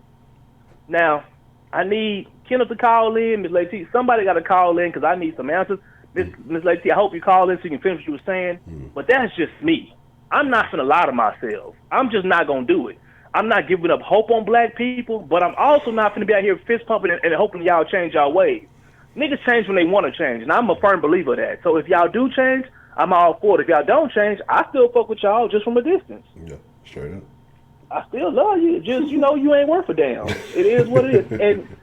And black people, listen, if y'all gonna talk bad about white people, you're going to get it back tenfold. Just prepare yourself. You can make all the wet dog jokes, all the wet baloney jokes. White people have heard all that shit. They actually prepared for that shit because what y'all don't know is a lot of them don't like y'all ass. And when y'all say something to them like that, them jokes, that's when they unload on your motherfucking ass. Y'all be walking into that motherfucking, that's on y'all. They ain't never liked you always late to work anyway. So when you tell me something like wet dog, that's when you get all tenfold. Did they tell you that your mama was lazy, and then, you know, and they said your grandmother was property, then you want to go crying and go to HR. It's your fault. Leave people alone. If you can't fight, stop trying to steal on people, because you can get your ass beat. Honcho, you got anything for me? Man, I got nothing else, man. All right, man. Y'all be blessed. I already prepaid. Appreciate the call, man. Shout out to prepaid, man. Yeah, let's get us one more good one in, man. Who gonna seal the deal? Is this who I think it is? What's the motherfucking deal? Who we got calling into the den this evening? What's up? What's up, Honcho? Oh, this is Miss Lady T. I'm glad that you were able to get back in. Yes. Okay, so you want to kind of fish on where you was at? I can't answer prepaid question, but he's absolutely right, which made me think about something as well. His point of view on if slavery had such an effect, the things that we say that we don't have, we have the opportunity to have today, and we don't do anything about it. So he had a great point. I'm gonna actually have to talk to my dude about this. We're gonna have a discussion about this as well. But what I wanted to say before I hung up by mistake is the self-inflicting suffering. When it comes to the black community, mental illness is taboo, and that's what I wanted to speak on. Because, like Miss Juicy said earlier in the chat, but I think she's gone, our people just tell us to pray for that cousin or that uncle or that auntie that's showing those signs of mental illness that has now, this generation has shined a light on it so much to where it's being used for anything that goes on in the world, mental illness. But in all actuality, we have been seeing mental illness in the black community for years and for a very long time. Just didn't put a word to it or a name to it, or doctors didn't put a name to it. And we skate away from that, and we just pray for them. Or let's pray for our auntie, let's pray for our cousin. No, she crazy, and just keep your children around them. When you have a molester in your family, it was swept under the rug. Unfortunately, that is just awful, but it was. It was that notion of what goes on in this house stays in this house. What goes on in this family stays in this family. It was taboo to talk about. Nobody was making anybody accountable for it. And that's where the mental illness has struck so bad in the black community because stuff been swept up under the rug. So when it comes to self-inflicting and suffering, we have caused that a We lot gave you because power of that donated $1 through Super statement Chat. of Tree what Thingy. goes on stays here. And when we see now kids are being killed by their parents and things like that, we can't even put a color on it anymore. No. Because black people are doing it just as much as white people. We used to say, oh, that's white people. We used to be able to identify that. No, that's not our people. But the mental illness has gone so huge in the community. The crack epidemic has a lot of the children that are the crack babies are in their 30s or 40s. Those are the grandmothers of today. Those are the people that we see out here doing these things, and the effect that it had on our people, and also looking at that stuff as if it was nothing. We can't pray mental illness away. When somebody is in the family acting abnormal, molesting the family members, you have to call that out. You need to put their ass in jail. You have to do something about it. You can't continue to act like that stuff ain't right in your face. So when it comes to self-inflicting and suffering, it's caused a lot by what we have swept up under the rug like we didn't see it. Our people have a lot of mental ill people in our families, in our communities, and we have to stop acting like that we didn't see it or taking a blind eye to it. Mental illness is running rampant in the black community. Like Prepaid said, people are not working. Why they're not working? Something mental going on in the people that it is procrastination and laziness. There's no excuse for it. There's no excuse for not being able to get out there and go find you a job and be hardworking. But it's a lot of people that you and I see that will say, oh, she a little touched. Oh, she a little slow, or he a little slow. He ain't got them all. That is a mental illness. That is nothing to just push away and say, oh, he just slow, and keep it moving. I mean, I seen a story about some guy in L.A. A woman was coming out of a restaurant, and some guy in L.A. had a bucket full of crap, and he threw it on her. Most disgusting thing I've heard. But that's a mental illness from someone, and he gets no repercussions. But, oh, yeah, they put him in a jail. But at the end of the day, it's a lot of mental illness walking around here, a lot in our communities, and it's something need to be done about it.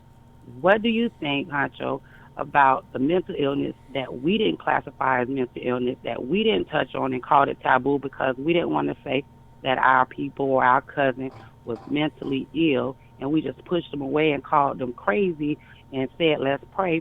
What do you think about that and how it has affected our people?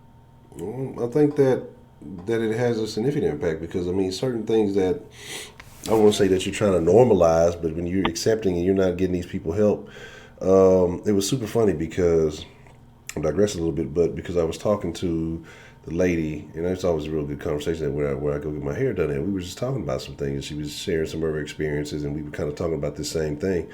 But you know, again, like you say, I know in the past it used to be more so for the image of the family. You know, you don't put certain things out there, or we ignore it, or like you say, pray it away. But again, it's not doing you any benefit. It's not doing that person any benefit by just kind of sweeping under the rug. Because here's the thing: eventually, you know, you can keep sweeping things under the rug, but eventually it's going to become a pile of shit or a pile of stuff that's too big to just continue to stay on the rug. You're going to trip over that rug eventually if you keep sweeping enough shit up under it. And you have to deal with these things. And I think we don't deal with it head on. And not just the people who were born with certain situations. There are certain situations where, you know, let's be honest, in the hood, people have gotten creative with their drug usage and maybe put themselves in a way that they were never normal again, you know. And so you have those, and those people tend to get, you know, laughed at, and, you know, well, it's like they're just their own fault because of what they did. But they need help just as much as anybody else too. I mean, it's all very unfortunate, but my thing is like, I think the biggest thing is changing the stigma overall in the black community, because I still think there's a stigma. I think we're starting to come around. I think it's starting to change, but then I think there's still a lot of people who think of it as a sign of weakness. And I'm not even talking about people who are just full on, like I say, who may be what's the word I'm looking for, who may have a what's the proper word for it? Not a deficiency, like some type of impediment, but Down syndrome. of disability. But yeah, disability. But there's people, I mean, who are, we would consider regular day to day. If you're going through things and you know that things are starting to impact you in a way, we're even ashamed to address those issues, And like I think that people deal with day to day things that it's looked at, hey, if you're saying that you need some mental health concerns, it's looked at as weak. It's looked at as inferior. Right. And so, but I don't think people need to be ashamed of those things. I think, hey, you need to see a therapist or you need to talk to somebody. And that's the problem.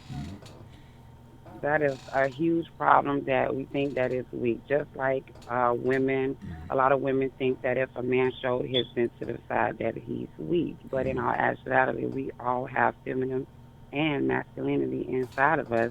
So it's not abnormal. Now, of course, we don't want a man whining and crying every day, but it's a relief for some men to be able to express something in a way and not feel like he's being weak. And at the same time, also, I wanted to say that when it comes to the suffering, I had a story that I wanted to tell my best friend. His daughter is 15 now, and we found out that she was cutting herself. And it was so out of the realm of anything we even knew. You still there? Oh, Lord, don't tell me I hung up again. Oh, really? I was about to say, Lord, she hung up on me again. Look, what is going on here? Okay, you were saying that she was cutting herself, and then that's where it cut out. Yeah, okay. She was cutting herself, and he called me for advice. I didn't know what to do. He didn't know what to do. We've never experienced that. I'm sure you probably haven't either. And when I seen your title, I thought about her because we didn't know what to do. She was cutting herself, and it seemed like, so I had to do some research, and it was like people that cut themselves are getting some satisfaction out of it, and also it's a relief. But when you talk about the generation being so soft, it's kind of the same as in why she's doing what she's doing, because she can't handle the things that are going on in the world from social media, depression. My 14-year-old told me one time that he was feeling depressed because somebody was saying something on social media. So I was like, well, we turning that off. But at the end of the day, with the social media having such an effect on not even just the kids, but grown people, because we see every day on social media grown people put all of their business out there. And I'd be like, wait a minute, you my age, what is you doing? Why is you putting your business out there like that? But it's affecting grown people. It's affecting children. People are depressed. And at first I was like, why would people be depressed about Facebook? But then I realized because you're posting all the positive things in your life and people have so much negative things going on, they look at that stuff and have that I wish that was me type of thing, or they got it going on type of thing. But at the end of the day, ain't nobody really going to post the negative things going on in their life. And I had to get on a homegirl about that because she would look at that because she had a husband. They had recently got married and they had some kids, and he ended up passing away.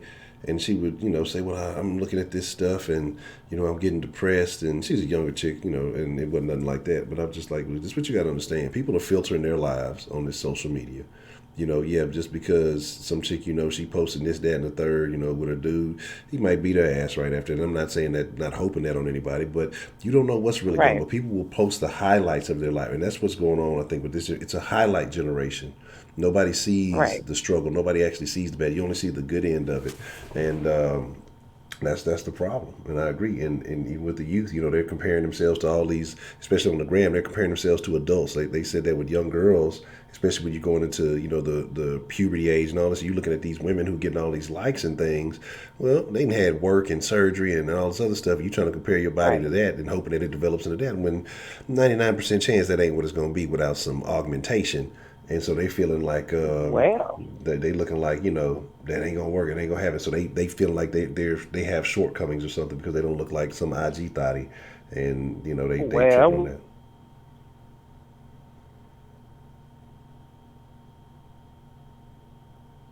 No, you there?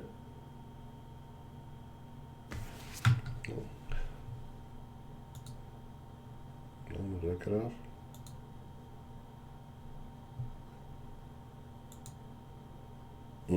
get their bodies right and sell it. Oh, it cut off for a second. I couldn't hear you for a second. That's a new way of getting money. Yeah, you said well something, and the last thing I heard was get the body right and sell it. Oh, I'm sorry. I don't know why my phone is going in and out. I'm trying not to put my face on it to hang it up. I was saying it's a lot of young women out here that would rather get some work done and go on Instagram because these women are getting paid. They're getting paid out here on Instagram. Why get a career? Why get an education when you can go on Instagram with a nice body and get money for it?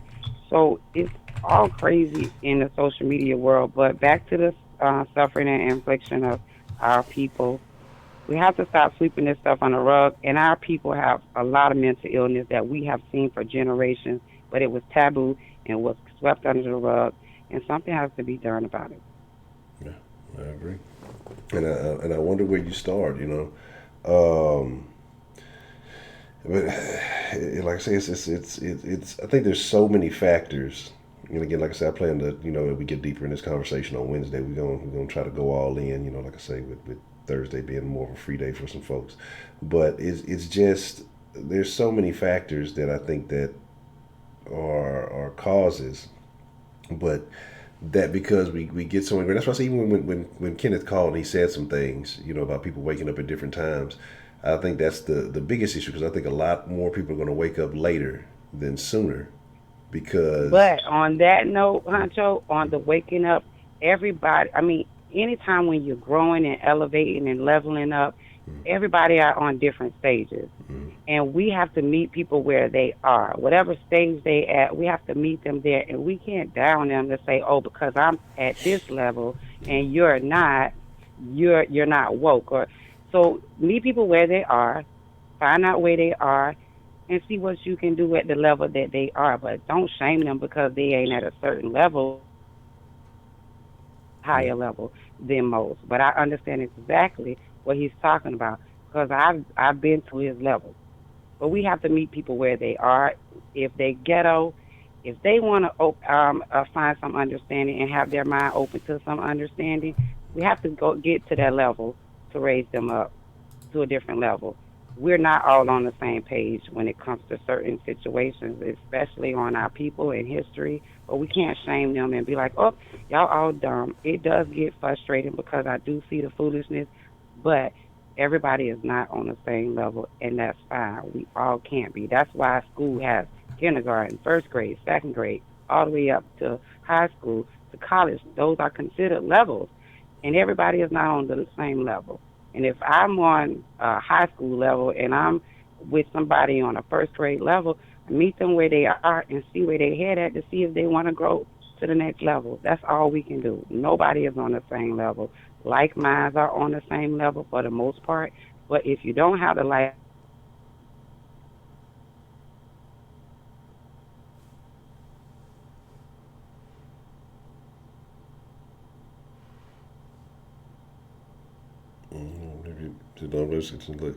Look, it might be like me.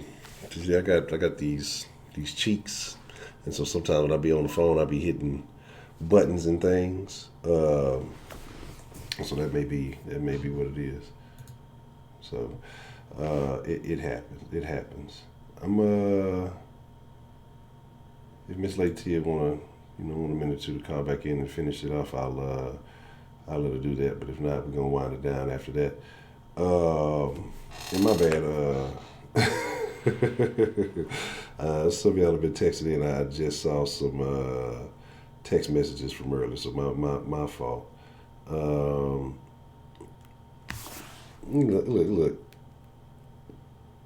I gotta argue with somebody real quick. Some of y'all folks got some campaign donors. You can't be mad about that. But it's all good.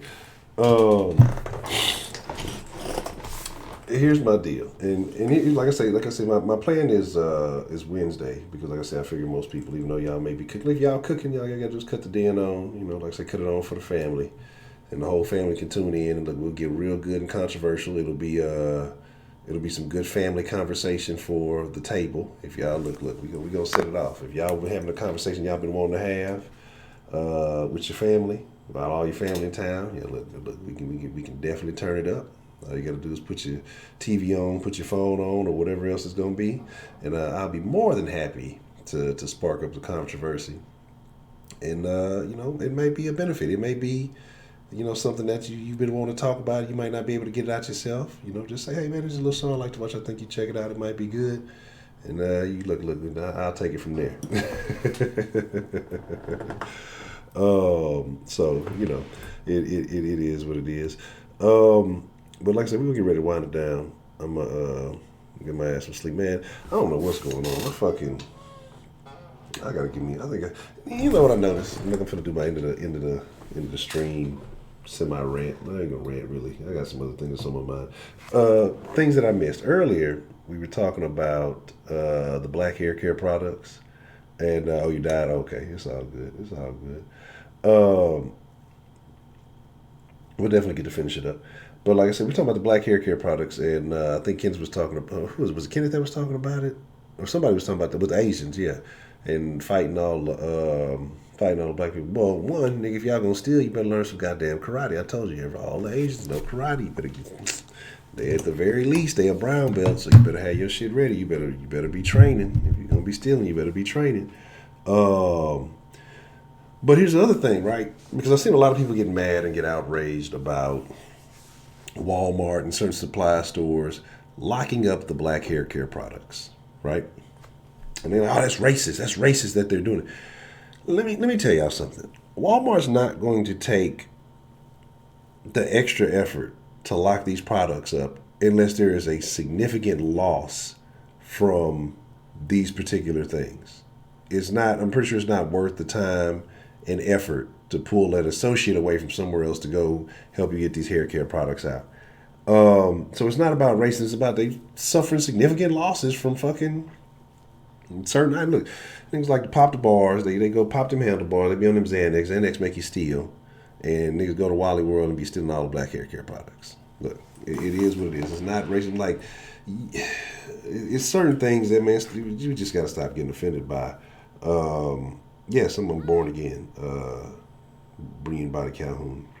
You weird ass. But, yeah, it wouldn't be locked up back then. But, hey, I already told you, Heidi.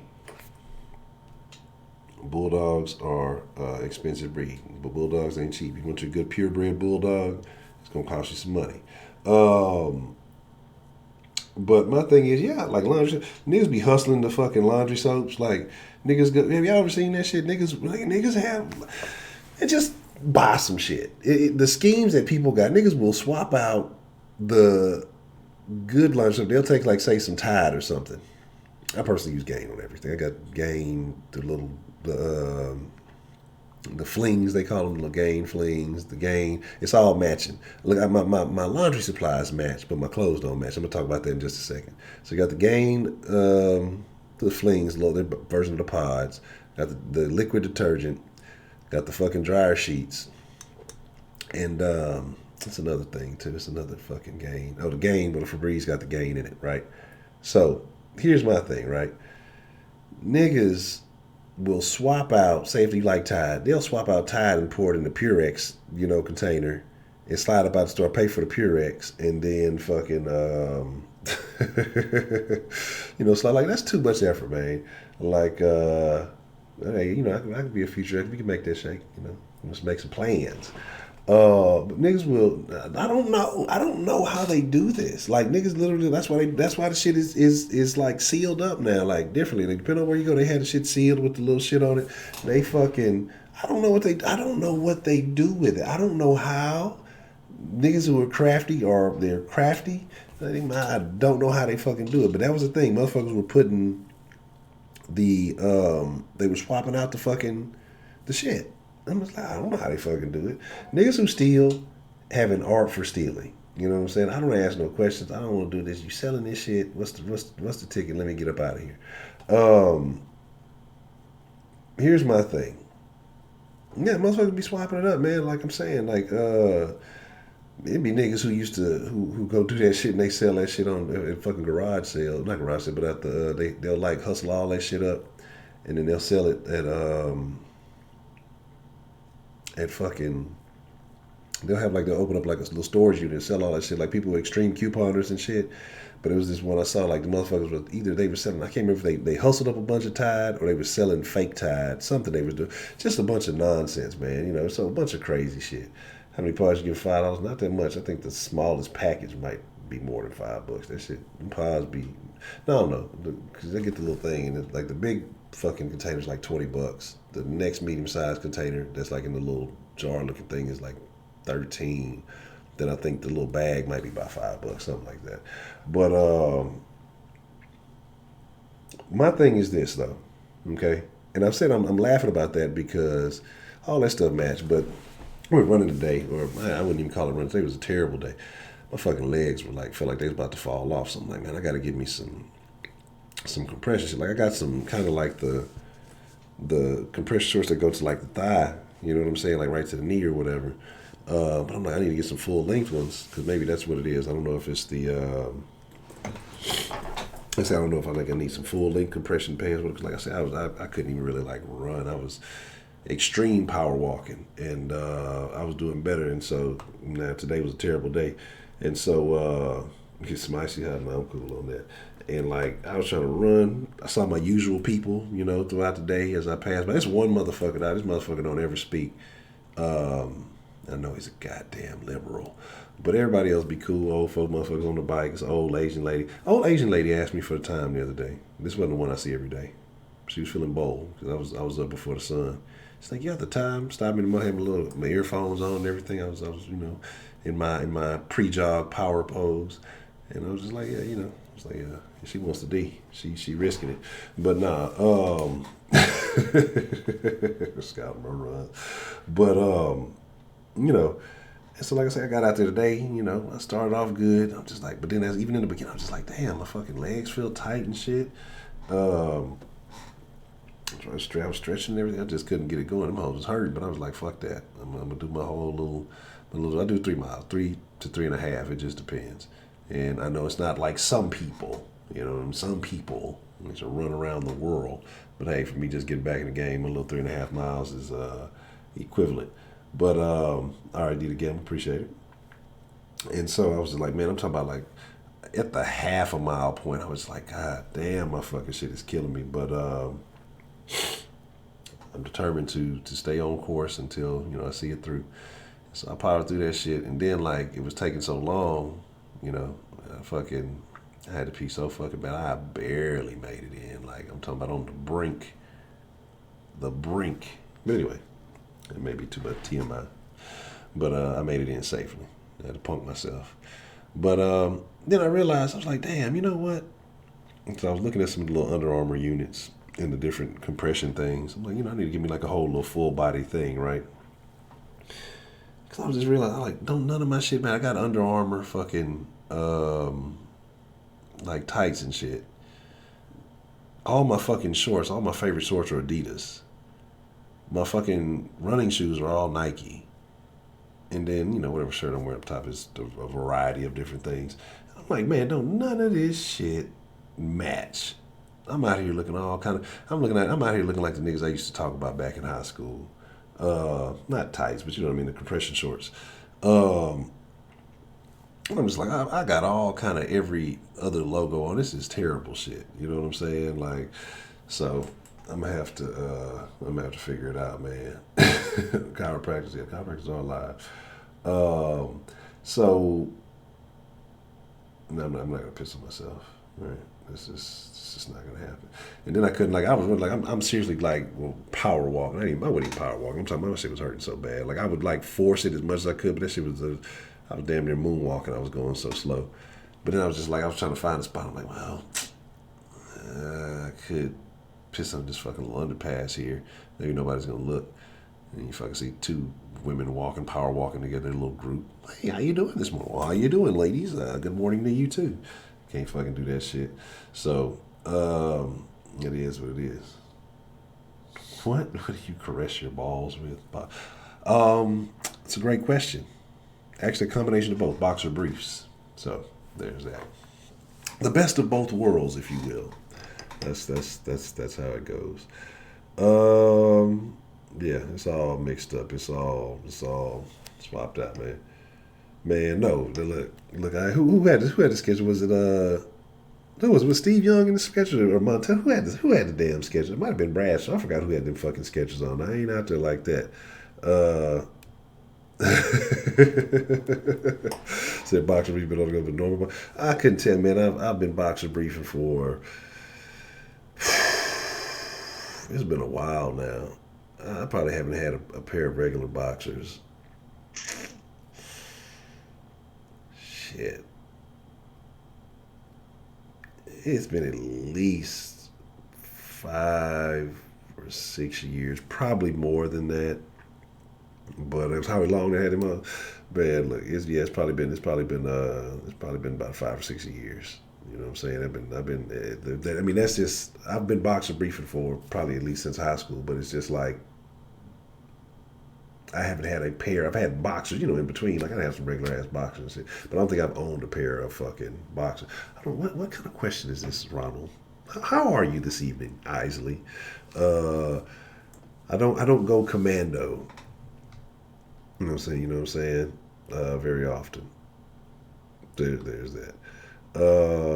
Skinny jeans. Oh no, that's tough. That's tough, man. Now y'all gone too far. The Rolly Fitbit. I've been making sure I hit my 10,000 steps a day. So yeah, at the very least, that's the minimum, 10,000 steps. So, but it's time for me to slide because y'all on some other look. Yeah, so I just need my 10,000 steps. I feel satisfied with my 10,000. Look, shit, the 3.5 gets you almost 7. Depends on what I did early on. About 3.5 gets you about 7, and then whatever from there. So, nah, fuck that. Ain't nobody got time for 20,000. Look, I'm just getting back in the game. Give me about a month, and I'll set it for 11,000. But with that being said, I appreciate y'all. It is an honor. It is a privilege. It is a pleasure. I appreciate everybody showing a lot of love tonight, man. Just from all the callers, everybody who supported the channel. I appreciate you all. Just I will never hit the wall. Don't ever ask me that. But man, I fucks with y'all, and I appreciate it. Like, we got so many ways, so much more to go, and I just appreciate y'all for taking this journey with your boy, man. But shady, the shady den folks. The den folk are very interesting. I fucks with the den, super tough, man. But it is hilarious. Like, it is like I know better than to look at the chat. The chat beat, I'm like, don't look at it, because if you're on a call, you're gonna see some shit, and you're not gonna regret it. But it's gonna be funny as shit. So. Man, I don't dance. You know what I'm saying? If I really, all right, I got you, Ronald Isley. We'll figure that whole situation out. But with that being said, y'all be cool like y'all be cool. I appreciate each and every one of y'all. But most of all, y'all ain't got to go home. But you do got to get the fuck up out of here. Because I'm out. Make sure you follow all the proper social medias. Ed Honcho HTX Instagram, Ed Honcho HTX on the Twitter, Den Show Live on Facebook. All the links are in the description below. I'm out.